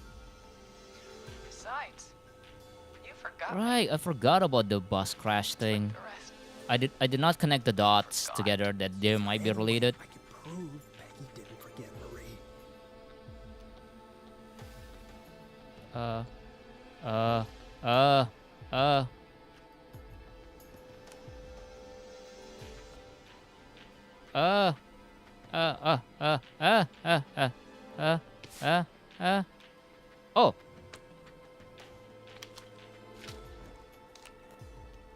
Marie, Peggy never forgot about you. There it is. Your mouth shut. She kept a card from you. She kept it here on her desk. What card? The card you made me for my 8th birthday. What does it say then? Happy birthday, Peg. Now you're great and 8. Love, M. Yeah, look for a birthday gift card. Yeah, I saw it in here. Oh, let's go! Henry! Get out of there! Peggy! We have 2 wounded, and we're in pursuit of the suspect. Henderson police! Freeze! Let's go! Leslie, how's Peggy? She's been cut pretty bad, but we're here now. I'll be okay. God, Marie. Hey, Zara! I need you Peggy to look Weaver out for survived the Peggy. She whistling needs help. man. Now, Let's got go! here just in the nick of time. Where's Marie? She Yeah, was bolted that right like when a we got time here. event? The police are right on her heels. It won't be long now. It's over. Yeah, was that like a for us. time event? If I missed the birthday card, she die? Well, folks, it was a long night, but we made it through together. I'm gonna head off to go check on Peggy. This has been Forrest Nash. It's been a scream. And it's been a scream. Let's go! Oh. Forrest Nash survived the whistling man. Not all talk, save all whistling man target. The end? Question mark. Oh yeah, we managed Jennifer, Scott, Cynthia, Tammy, Forrest, Murphy, Hot Dave. We didn't save 2 though. We didn't manage. The sheriff and James are dead. Come in. One suspect is in custody. Trail the other suspect into the nearby woods.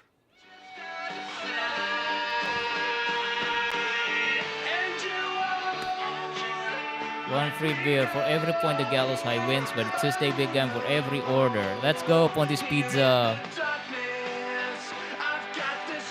I wish I was there on your last stream. Yeah, me too, man. It's a killer frequency.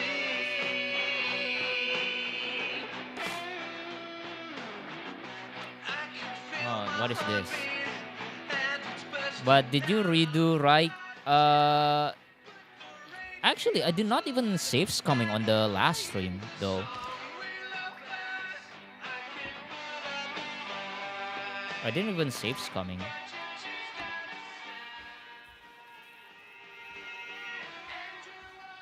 Open the door to skip the epilogue and credits. No, we're not gonna skip it. Roller Ricky, hey man. And we saved the dog too.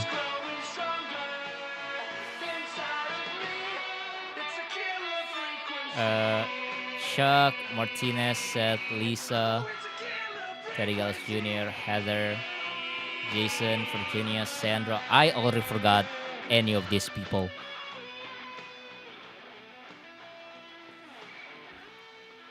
Open the door to skip the epilogue.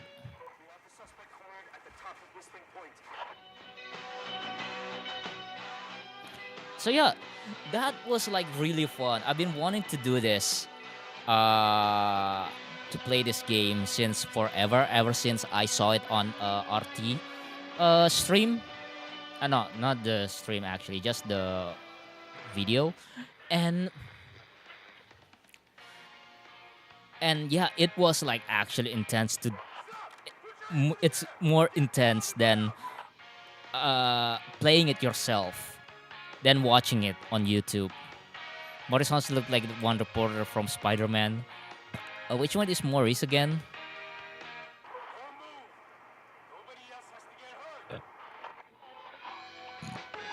Oh, Yep, I see the resemblance.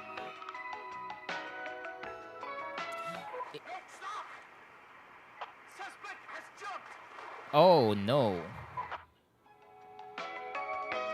It's the end. Or is it? Officer Lugo, do you have a visual? Negative. No sign of the suspect anywhere.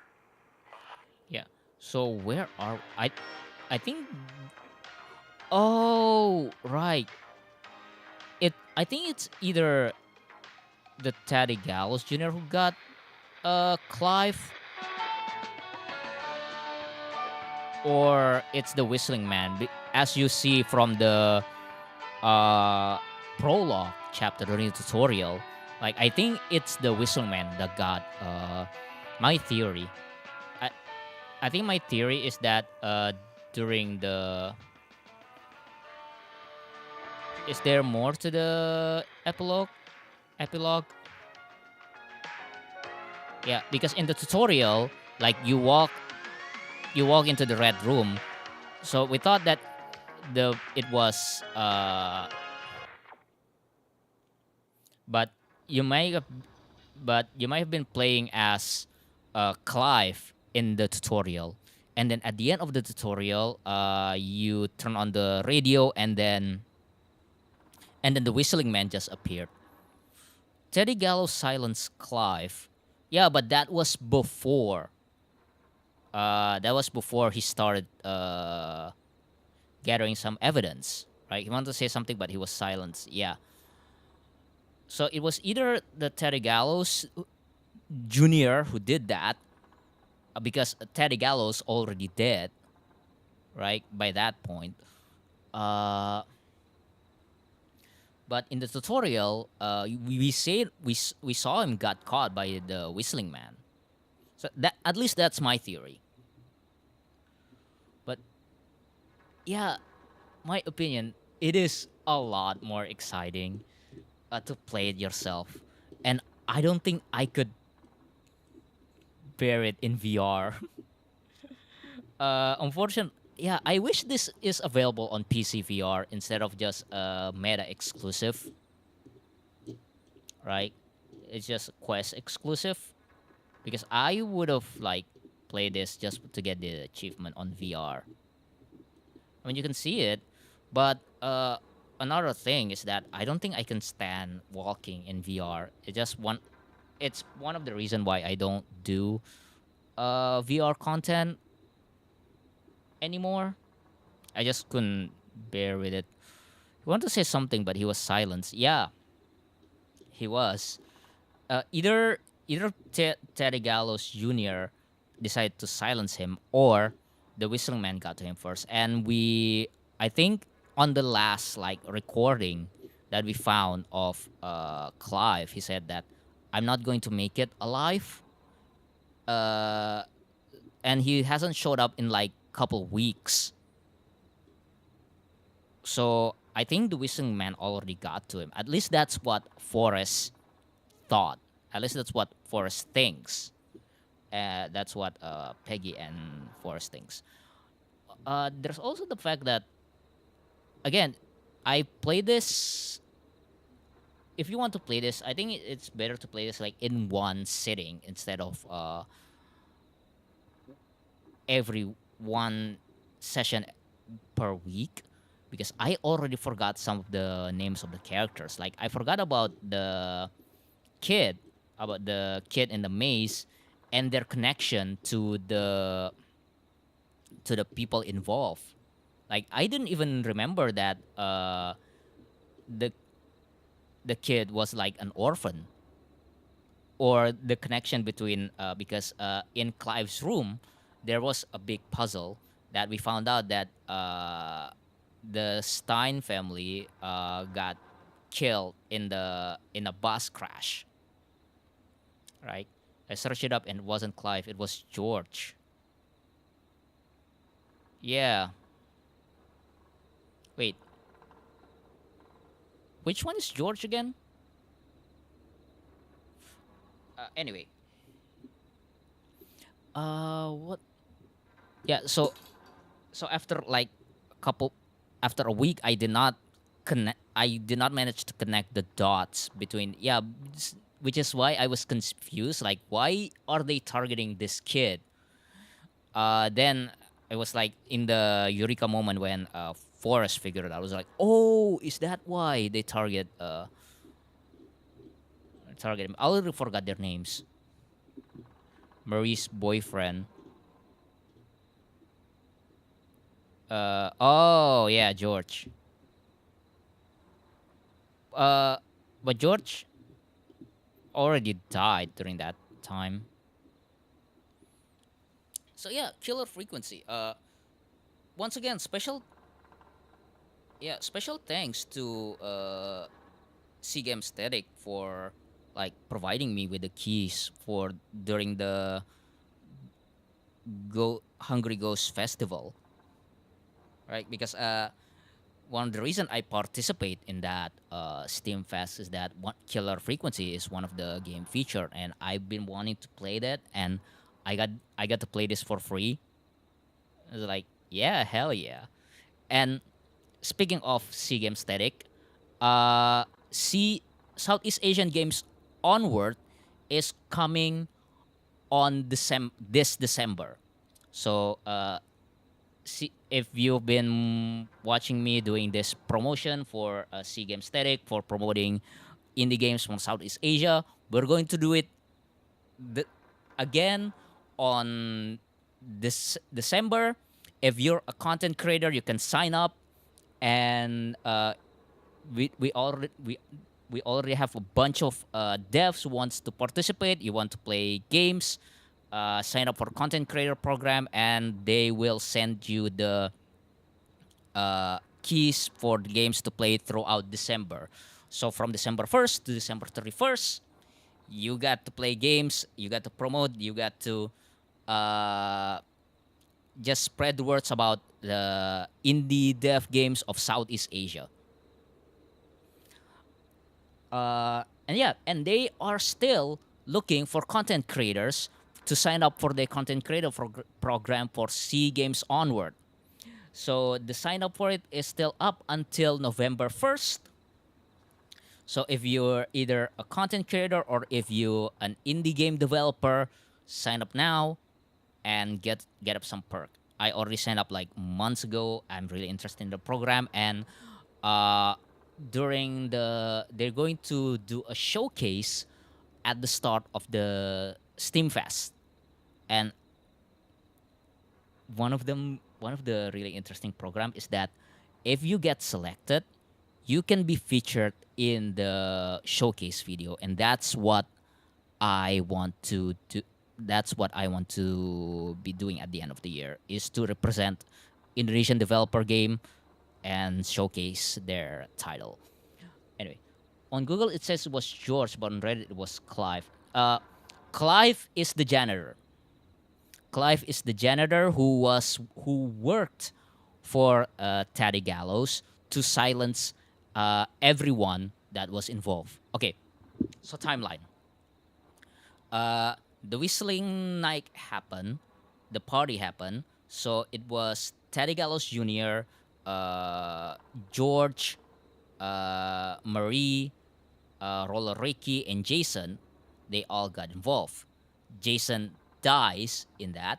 Uh, the jazz trainer found his dead body on the river, right? But so Teddy Gallows Jr. ran up to Daddy, and Teddy Gallows, Jr.'s dad, called up Clive, and Clive had to basically threaten the jazz instructor and come up to the coroner to change the autopsy report, right?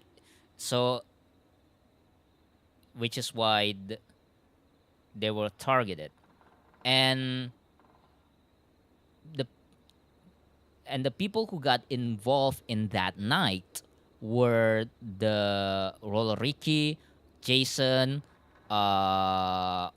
Sheriff was also in on it because he went through with he closed the investigation, probably because the bribe from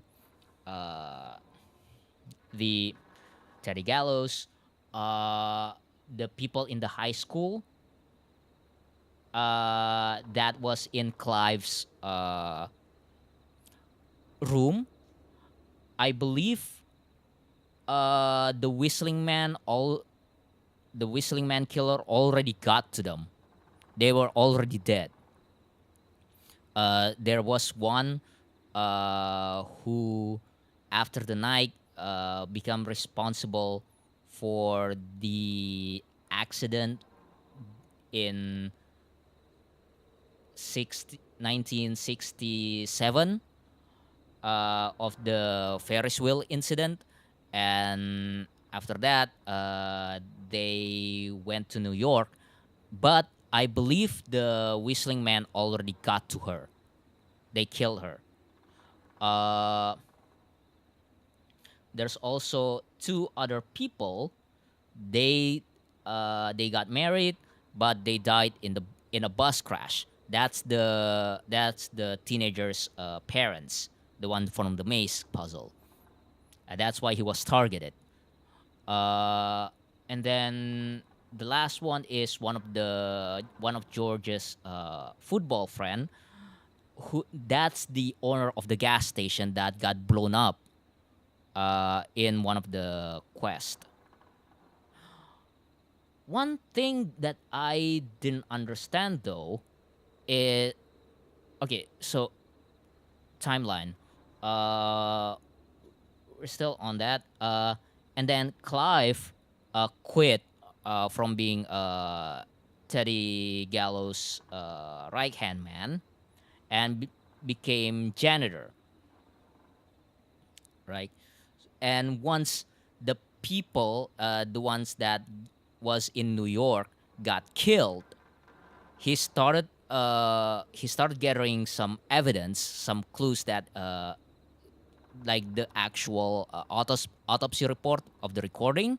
He still kept that, and he left all of this recording throughout the studio. And then the Whistling Man got to him. I believe that's what happened in the tutorial prologue. And then the game progressed and then the game started. That's my timeline.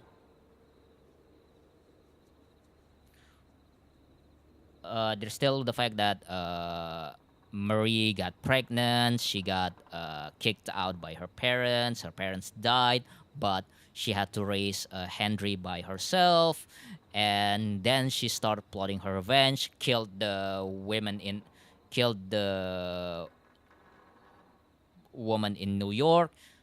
Clive found out about it. He started collecting evidence. The Whistling Man got to Clive, and then the game started.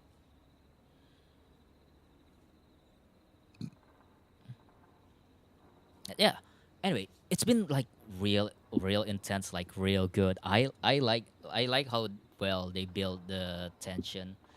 I mean, I already know that my characters is like safe from it, but the audio, man, but the way that they try to build tension, and it was like I had to like rummaging through the dark, and it was like it's so scary because I know that experience like real well, and triple that with the serial killer on the loose. Right. So we've only been it's been only 2 hours since we do. Let's actually. I promise that we're going to do a tier list of Rune Factory 3. So let's set game. Set game. Rune Factory 3. Oh, it just says special. Set. At least this game lets us use our brain to figure out some ways to keep them alive. Yeah, I really like the puzzle too.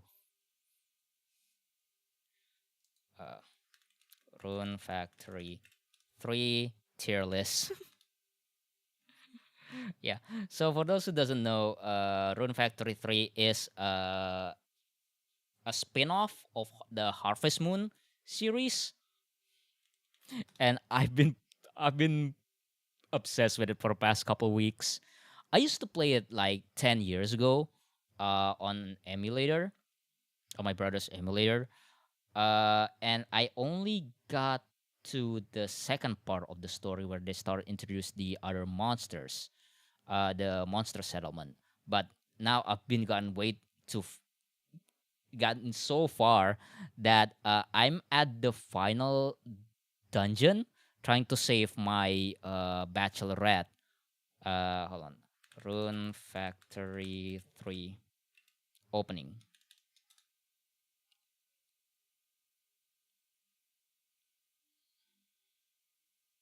Yeah, let's actually just watch the opening. Time to get copyright strike. Also, the special thing about this Rune Factory compared to other series is that you can transform into a monster. Which is like, oh yeah. Also, the cast is like the most memorable one, I believe, because they're all just like a bunch of weirdos.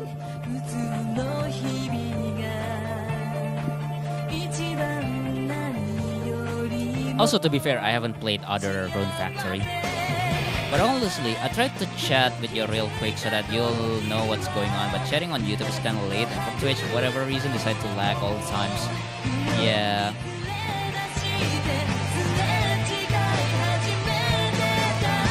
In retrospect, I probably should have opened like a the Discord chat.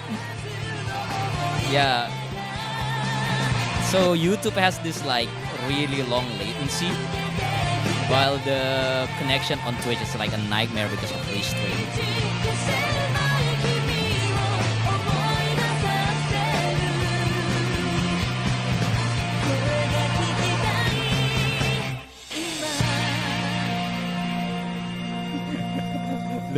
Look at this opening video in its 240 glory.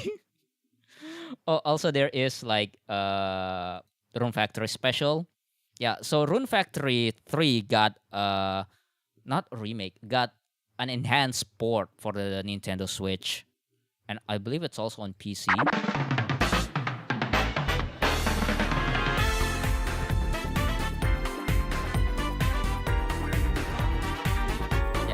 And I think I prefer this like special opening because in the original opening they tried to make like one of the Bachelorette like the canon pairing.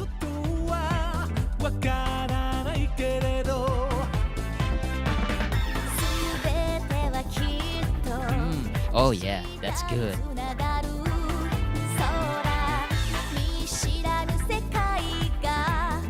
Oh, Colette, my glutinous Bachelorette.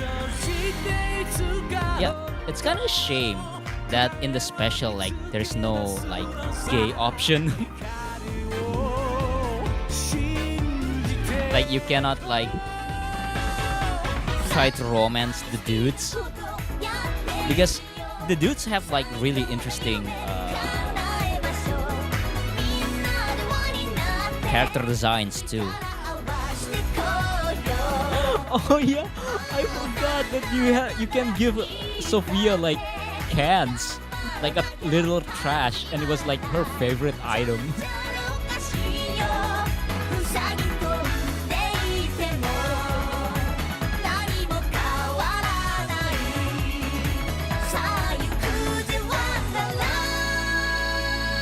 All right, let's do the tier list.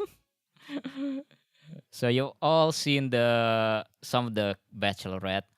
So we're gonna do a character tier list on all of the characters that are in Rune Factory 3.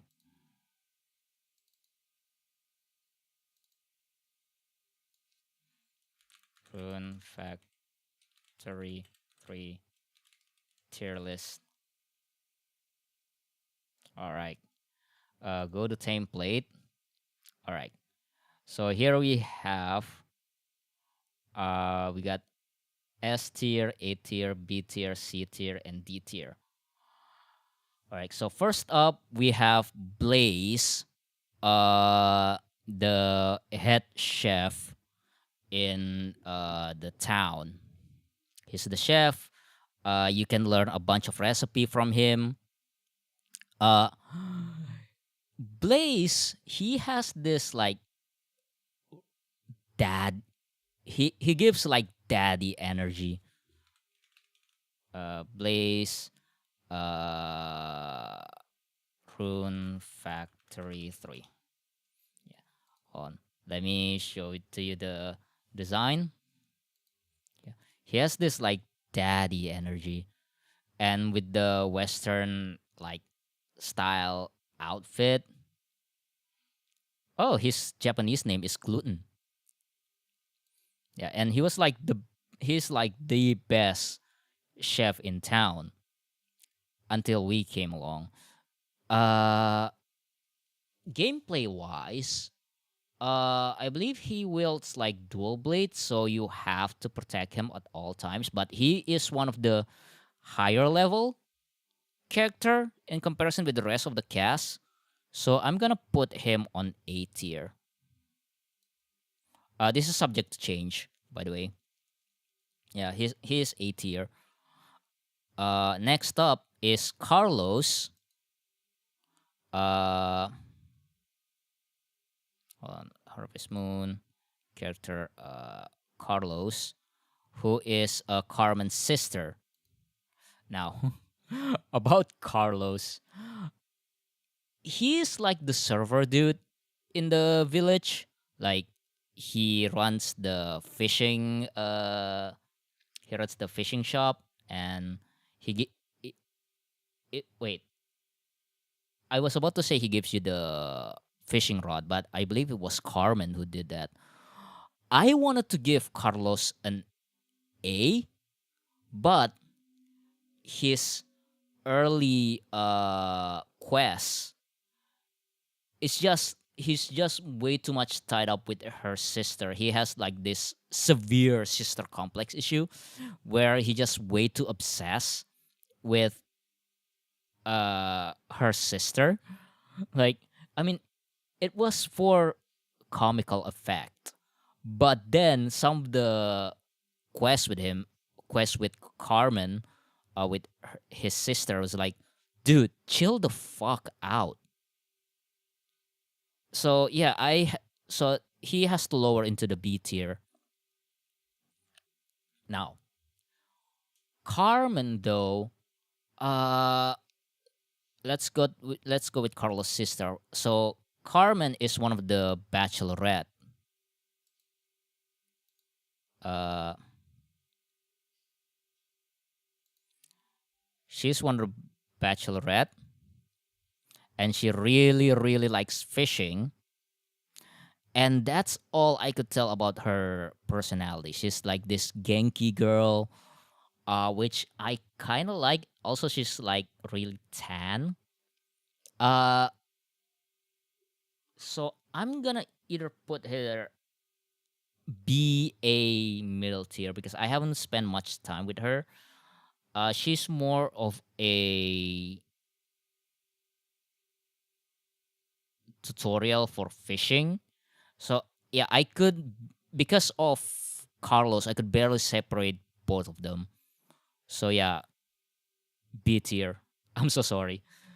Next up, I haven't gone to these two yet, so we're gonna skip this. These are your character's children, and I haven't gotten to them yet. I haven't gotten to that part of the game. Next up, we have Colette. Let me get to the.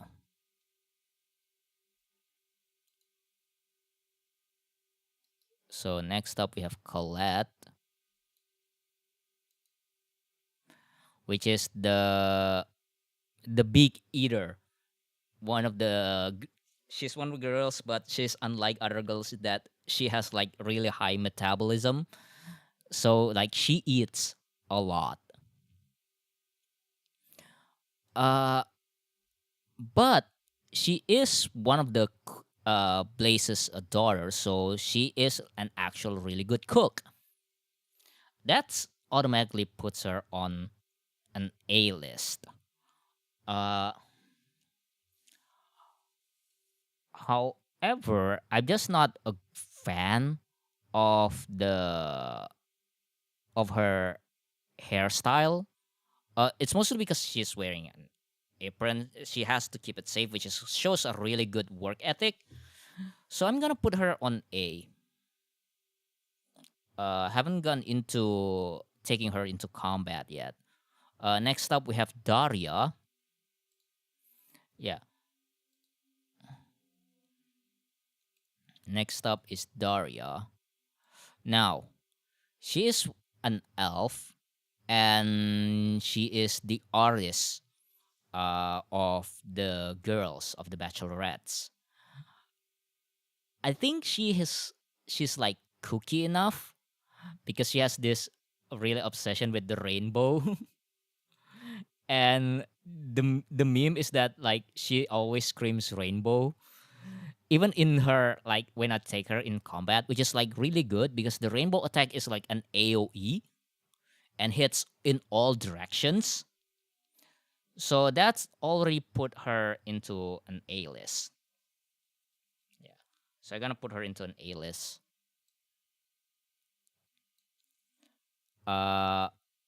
It's just that it's sad that because she lives outside of the village, that I barely forgot that she exists. Yeah, I barely forgot that she exists. And she only visits the village at like 7 p.m. And even so, during that time, you cannot invite her to delve into dungeons.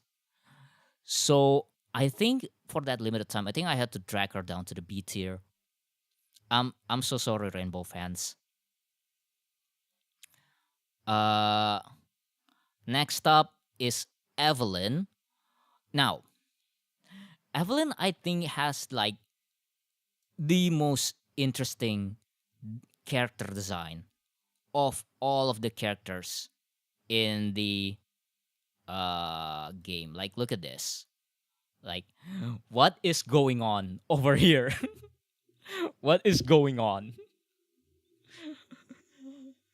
Like, I haven't seen like the clean portrait of her, but let's do fashion check. Okay, so we got cat plushie on her hair, on her hat, a monkey plushie.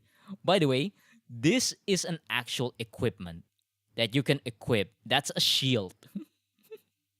that's that's an actual shield, and the stat for that isn't actually that bad too. I got it. I received it after completing her quest, and I've been using it ever since. So yeah, that puts her in like S tier list. It's such a shame that because she's the sister of one of the bachelorettes, she's not a bachelorette herself. Yeah, that's the only downside. Like, I wish Evelyn could be a bachelorette so I could romance her. Next up, we have Gaius, which is Raven's boss or adoptive figure. Yeah, look at this. Look at this gentle smile. That expression alone puts him in S tier list. I just love him so much. Which is why I wish, like, in the Rune Factor special, you can marry the guys because I wish I could romance Gaius. I wish I could romance him. Because, yeah, he's just like a really gentle soul. Like, look at this smile. This is the smile that you want to protect. And the fact that he's like, his autism kicks in. Yeah, but of course, he's not dateable, which is a shame. Okay, next up, we got the first MILF character. We have Hazel. The fact that I can recall their names after I see their face, like, says a lot. it says a lot about the character design that they're all like distinct. Wait, there's no full res for Hazel. That's injustice. Yeah, she's like very strict mommy, but she cares so much. Also, the fact that she's one of the like better character for one of the higher level character in like in the game. Yeah, I'm gonna put her on A. Not quite on the fact that I want to date her, but enough. Next up, we have Hazel's daughter, Karina.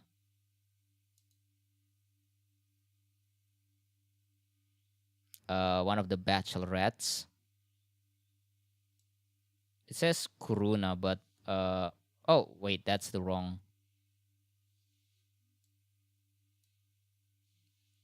Karina. Oh wow, that's a big ass image. Now, Karina, I really like her design, and I've been really into like I used to be into Kudere character, but the fact that she's way too lazy, I was like, yo, she's just like me for real. I gotta put her into an A tier, and her her story in the game, like her quests, it was like it's so funny. Like she wants to be a city girl so much, but she lives in the most like in the village, and she's so lazy. So one of the funny quests is like she wants to start a trend in the village. It was like, oh, the pandemic is all the rage in the city, so I'm gonna brought a pandemic. So it's like it was so funny. Unfortunately, I wouldn't date her. Next up is Kuruna. Now, Kuruna is one of the monster character, and the fact that she's dateable is like okay.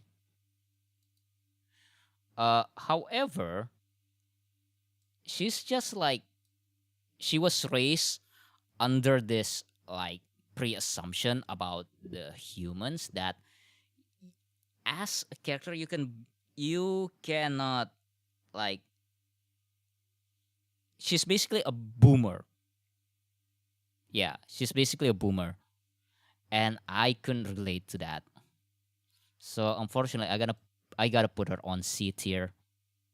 And the fact that you cannot access her quests in some parts of the story, like once like in the part of the store in some part of the story you reveal your nature as half human half monster to Kuruna, and then she start calling you traitor, and all of your interaction with her got locked from that point until you managed to reunite the humans and the monsters in the village. Yeah, and basically you got cut off. Next up is Marian.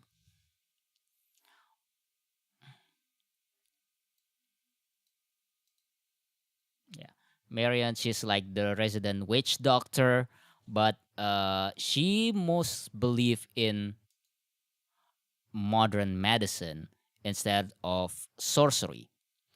And a lot of her interaction is like, let me experiment on you. And a lot of in some of the funny interaction comes with her interacting with other people. So a lot of her quirks came from the interaction with other people, especially Colette. I really enjoyed the chemistry between Marianne and Colette together, and she can stand like on her own. I haven't taken her to the dungeons. what what out of context thing to say? I haven't taken this girl to the dungeons. Yeah, I haven't taken Colette to dungeon crawling. Uh, so I haven't seen her capabilities in battle yet, but considering that she's a combat medic, I can see her. I can see her taking her to the final dungeon. Yeah. So, okay. So we have an ad coming. Yeah. So Marianne is going to be like higher B, lower A, but still A. Next up we have Marjorie, the gilf. Yeah, who is Marianne's grandmother, and she is the more capable doctor in the village. Unfortunately, you cannot have Marjorie join you in the dungeons. Just me taking villagers into the dungeons. Uh, but she's just like a really sweet grandma, you know, and she reminds me of my own grandma, so I gotta put her in A list. Next up is the cameo from the first Rune Factory game. I believe yeah, May. Unfortunately, her only role was to, yeah, basically she's just here there as an NPC if you want to change your name, and basically nothing else.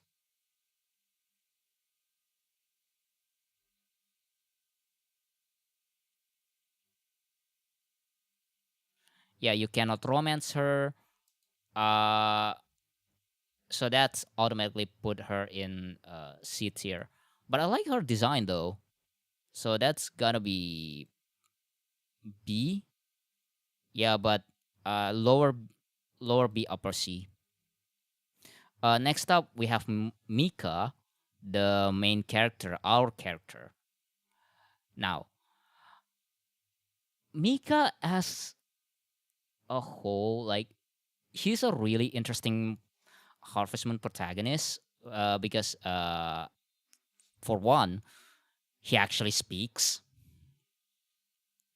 Like, you can actually have a gauge on his personality. Like, he has to be like the normal guy in the village full of weirdos, and it's just like, this is the life that I have to deal with. This is the people that I have to interact to every day. And I I like his like sass, you know, and also the fact that he can transform into this like really fluffy Wooloo. I mean that's enough. Like, he has enough traits that manage to make him separate from other Harvest Moon Rune Factory protagonists. And for that alone, he's like A tier. Next up, we have Monica, Shara's sister. Now, Monica, like, she's underage, so of course I cannot romance her. Uh, but I kind of saw her as a little sister anyway. Uh, I like the fact that she eventually warms up to you. Like, she start out so cold, like your relationship is at minus point every time you see her. Like, she tries to bite you, which is, if a child do if a child is doing it, it's kind of endearing. Uh, but yeah, I can only see her as a little sister figure. But her mechanics, her character's mechanics, when you took that little child into the dungeon, is that you can assign her any weapon that you want, which is an absolute godsend. Like if you have like an old weapon that you no longer use, you can just give it to her. Which just saves me a lot of inventory space. Like when I have like a lot of junk, instead of selling it, I could just give it to her, just like an actual sister would. Just like me with my actual sister. Except in my sister's case, it was I got her hand me ups. I got her stuff. Uh, but yeah, she's gotta be like upper B tier. Uh, Next up we have Urova. I forgot what his name. Honduras. Yeah, which is basically just Kuruna gender bended. You cannot romance him. You cannot take him to the dungeons. But he is still like the voice of reason. It's just that his capes is like he's basically just Kuruna, but you cannot romance her. You cannot take him to the dungeons. So unfortunately, I gotta have to put him into the C tier. But he is a lot more nicer than to us during the whole conflict with the during the conflict between humans and monsters conflict when we try to unite the two communities together. So at least a lot he's a tad better than Corona. All right. Next up, we have Pia, our resident cockle-doolander. Now, I haven't spent much time with Pia per se. Oh, this art doesn't do her justice. Like she has the most like out there personality. Like she's the funniest character out of the entire cast. Uh, Unfortunately, I think it's because I was already dead set on courting Raven that I kind of ignores her entirely because she's like the opposite. Because Pia and Raven are basically two sides of the same coin. That when I start approach Raven, I start to avoid Pia altogether. But I see that she means well, so I gotta put her on B tier. Sadly, I know, sue me. Next up, Raven, my girl, automatic S tier. Do I need to say? Like, I I enjoy her story so much. Like all of her requests, what her deal is, like her whole conflict, her relationship with other with Gaius. Like the only reason why I court Raven is because it's the closest thing I can get to courting Gaius.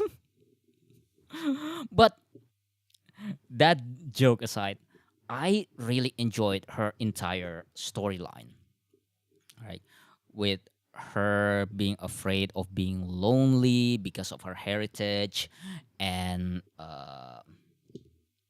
she has like the saddest backstory out of all the entire cast. Like you just want to give her a hug after the end once you get your relationship up to level 7. What other positive things? But yeah. Next up we have Rusk. Uh, Considering that like he's essentially Kalat's little brother.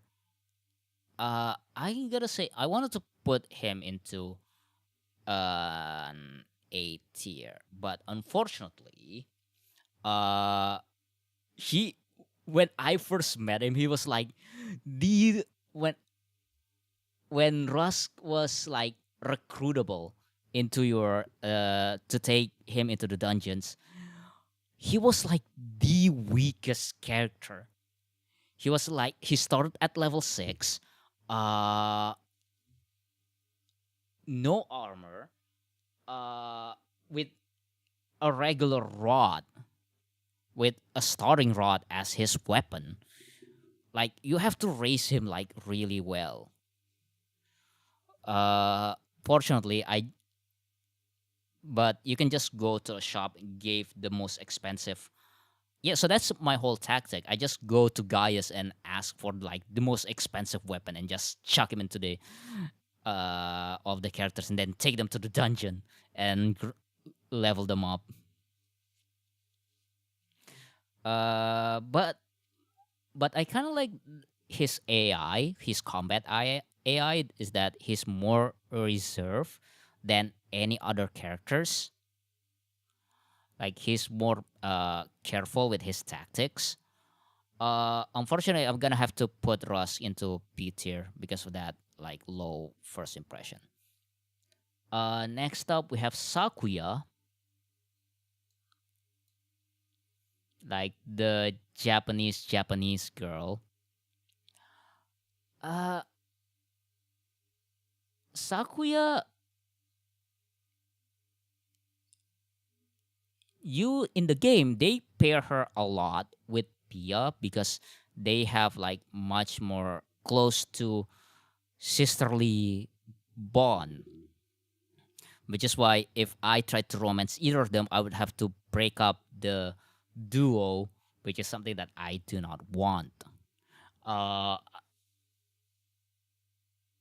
it's just that I really like enjoy their relationship. Uh, because of that, I kept doing her quests and ended up raising her friendship level almost to the same point as Raven. The fact that I keep doing that, that's gotta put her into an A tier list. Yeah. Next up, Shara, the poster girl of Rune Factory 3. Yeah. So about Shara, like she's good. She's not a bad bachelorette per se. It's just that because she's in the DS opening, the first one and the second one, it's like the devs really want to push her into become the main girl. Which makes her like, and her personality is like she's just like a really nice girl, but that's it. She's just a really nice flower girl, and that's it. Which is not a bad thing, but in comparison to any other girls that's around in the village, like she's the odd one out. She doesn't stand out considering like the other cast of the character. Heck, Kuruna is even there's Kuruna is like so I had to put her like lower than Kuruna because even Kuruna still has like a decent personality. Even Kuruna still has more personality and more going on than Shara. Next up we have Shino, Sakuya's mom, which immediately puts her into an A tier list. So I had to put her in S tier because she's such a MILF. Like, look at this. Shino. Yeah. Like, look at this. She's like a proper lady, and she's also like this ninja girl with worryingly with worryingly amount of information about weapons. Like she's like the ones who gives you like a lot of the battle quests, which makes you like really curious as to of her backstory before she arrived in the village. I was like, how did you know so much about that? And that is enough to put her a lot more interesting than Sakuya. Next up, we have Sophia, the opposite speech girl, which I think that quirk alone is enough to put her on S tier list because I really enjoy interacting with her in the village. Just like she's she's what a tsundere see herself as. Like she is being honest, but the way the her yeah, she's basically tsundere but a lot more endearing.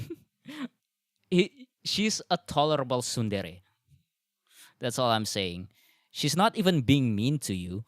She's actually really polite. It's just that the way uh her speech patterns is that she speaks in opposite. So whatever she says, the real meaning is always the opposite. And the game tries to make that distinction by putting her opposite speak in red, which is like a really nice touch. It like makes it a lot more easier to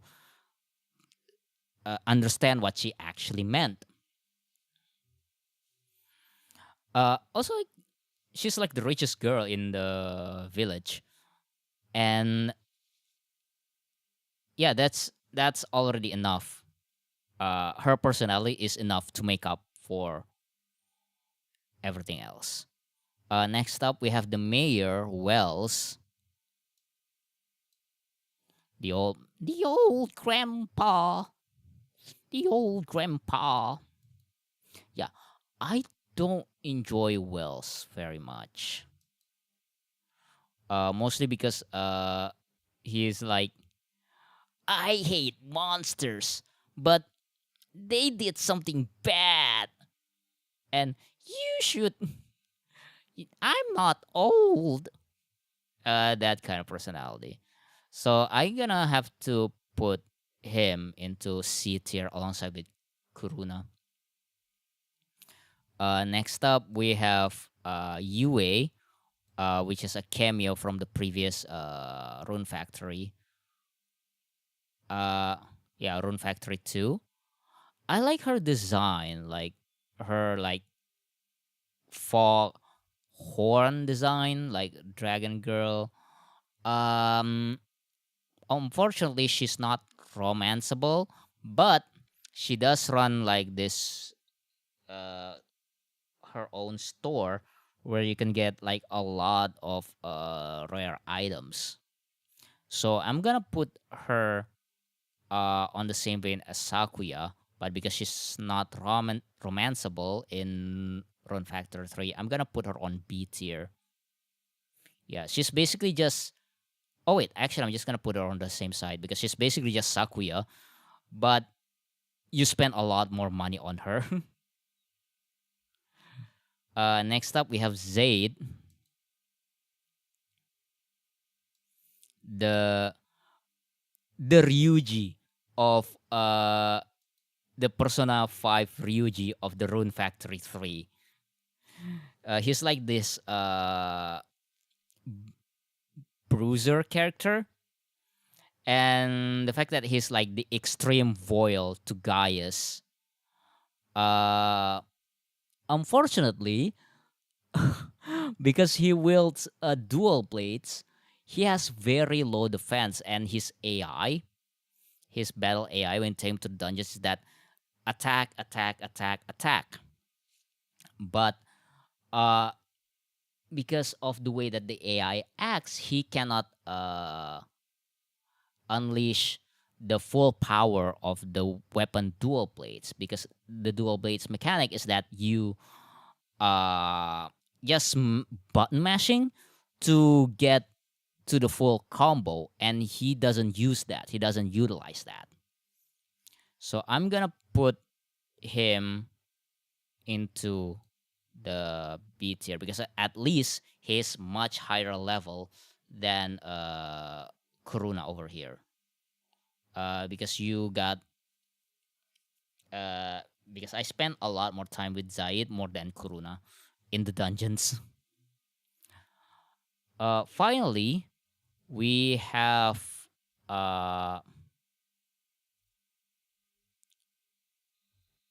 wait, where is it? We have Sherman. It's like just by character designs a lot, you can tell that it's like, oh, this is a Harvest Moon character. This is a Harvest Moon character.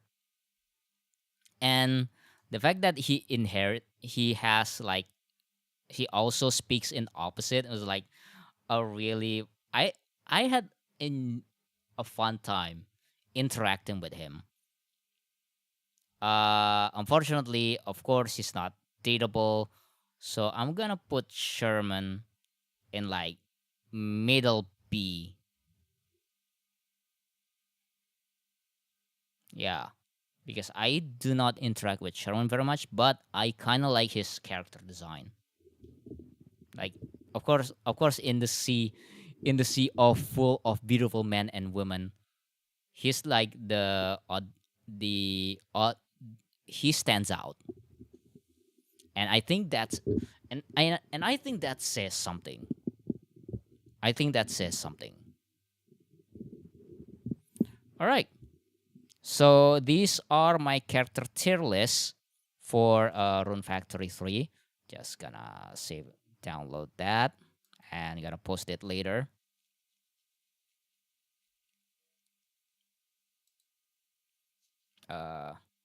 Rune Factory 3 tier list.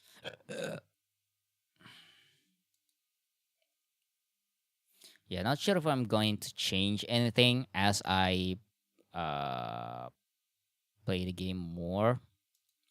Maybe Pia will bump up into the A list. Maybe Shara will get into a C. Maybe the children will become S tier, but very unlikely. So yeah, what do you guys think?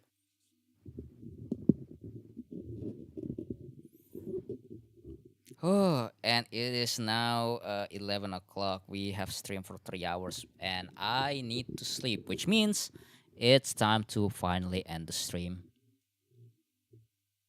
I really have fun with this. I think after I make this tier list, I'm just gonna quit playing Rune Factory 3 because there's absolutely no way I finish the game. I mean, I still can. Is that I'm already at the almost at the end of the story, and I also need to move on with my life. But yeah, the hype with Rune Factor 3 is basically died down with this tier list. Yeah, so that's pretty much it for tonight's stream. Yeah. Oh yeah, friendly remind me to set the Fabula Ultima into my throne wish list, just in case someone wants to buy it for me. Yeah. So let's find people to raid. I believe Stara is still streaming. Yeah, I also need to sleep. I've been cutting off my sleep because I was, playing Rune Factory 3. Oh, Marwan is playing Gran Turismo. Who should we do? Yeah, let's go with Enderhit, actually. Who's playing Dead by Daylight. Considering that we're already on October. So yeah, let's keep the spooky season going. Yeah, what did we learn today? The Waifu, the Fabula Ultima. I really want to run that campaign. I'm gonna talk with the boys about it. Oh, speaking of hang out with the boys and the homies, not sure if it's going to be Saturday or Sunday. I still haven't agreed on the time yet, but we're going to continue with the Dokapon sort of fury this weekend.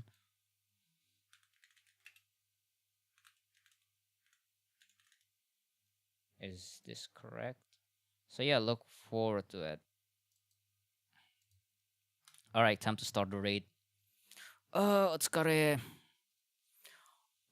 Speaking of which, I just went and ordered like a bunch of stuff online. Like I finally got the mannequin for me to fix the Shohei wig. So yeah, maybe doing a stream about that. So anyway, thank you so much for watching. If you like what you see, don't forget to hit that like button. And if you want to see more, consider subscribing or follow me on Twitch. I stream at least once a week. We're gonna be streaming again on the weekend. I'm not sure if the issue with the restream and Twitch is going to get resolved. Hopefully, yeah. If you want to support me, please consider leaving a donation through my coffee. If you want to support me on a monthly basis, I have a Patreon. Join my Discord server, buy my merch, and yeah, let's just start the raid. Yeah, say hello to Enderhit for me.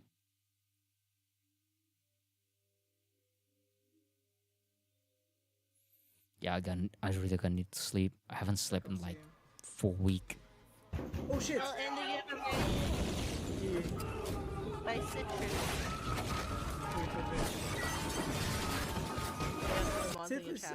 Citrus, thank you for the raid. Wait 2 seconds. I'm gonna get into a locker so that I can do a shout out. Mine too gone.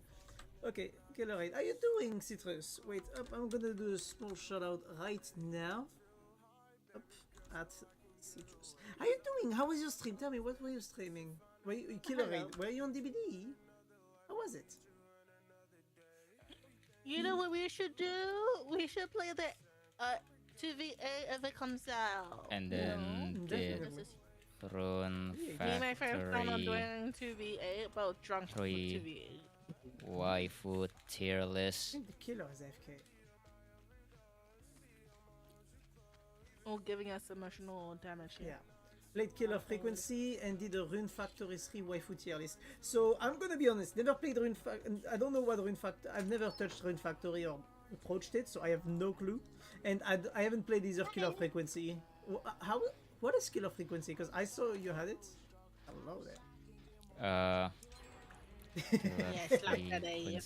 Yeah, bet you like it. You play no, you as it, not me. radio You hurt my DJ hands with that fat ass. trying to Hey. prevent My ass is serial firm. No, it's killer hard. I need to go to a doctor because you broke Rune it. Factory 3 Fucking Yeah. pay 200k for my up to get fixed, Fantasy you bitch. Harvest So you play. Moon Oh, the killer is there. before Okay. Star So It's called Killer Do Frequency. You play as radio Valley DJ trying to prevent was serial a killer. thing. I think the killer he has the perk that allows him to not have terror radius. But Factory is a fantasy harvest moon before Stardew Valley was a thing. Ah. Yeah, I heard about it. But I still love Stardew Valley more than what the fuck that is. Yeah, Stardew Valley So you has did the like waifu a tier lot list, but more is the game looking updates. like any type of much anime like, or is it like just Alright, The game is older than Stardew. Is it in the same visual style as Stardew, or is it more like, you know, fantasy type, or is it more like realistic, or is it more, you know? Ah, my eyes! My god, I let it go to turn my ass. But yeah. Chibi so who style. won your waifu tier list? Was that popular? Like the waifus? Does it fit like what people usually say or not? Chibi style.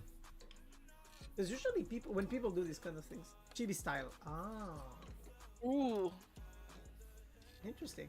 That's All right. very interesting. Time to end I've the never done a stream. tier list Thank you so before. much for watching, I've done and one, I'll see you next actually. time. I've done the tier list of asses on DVD. And And I did stream. two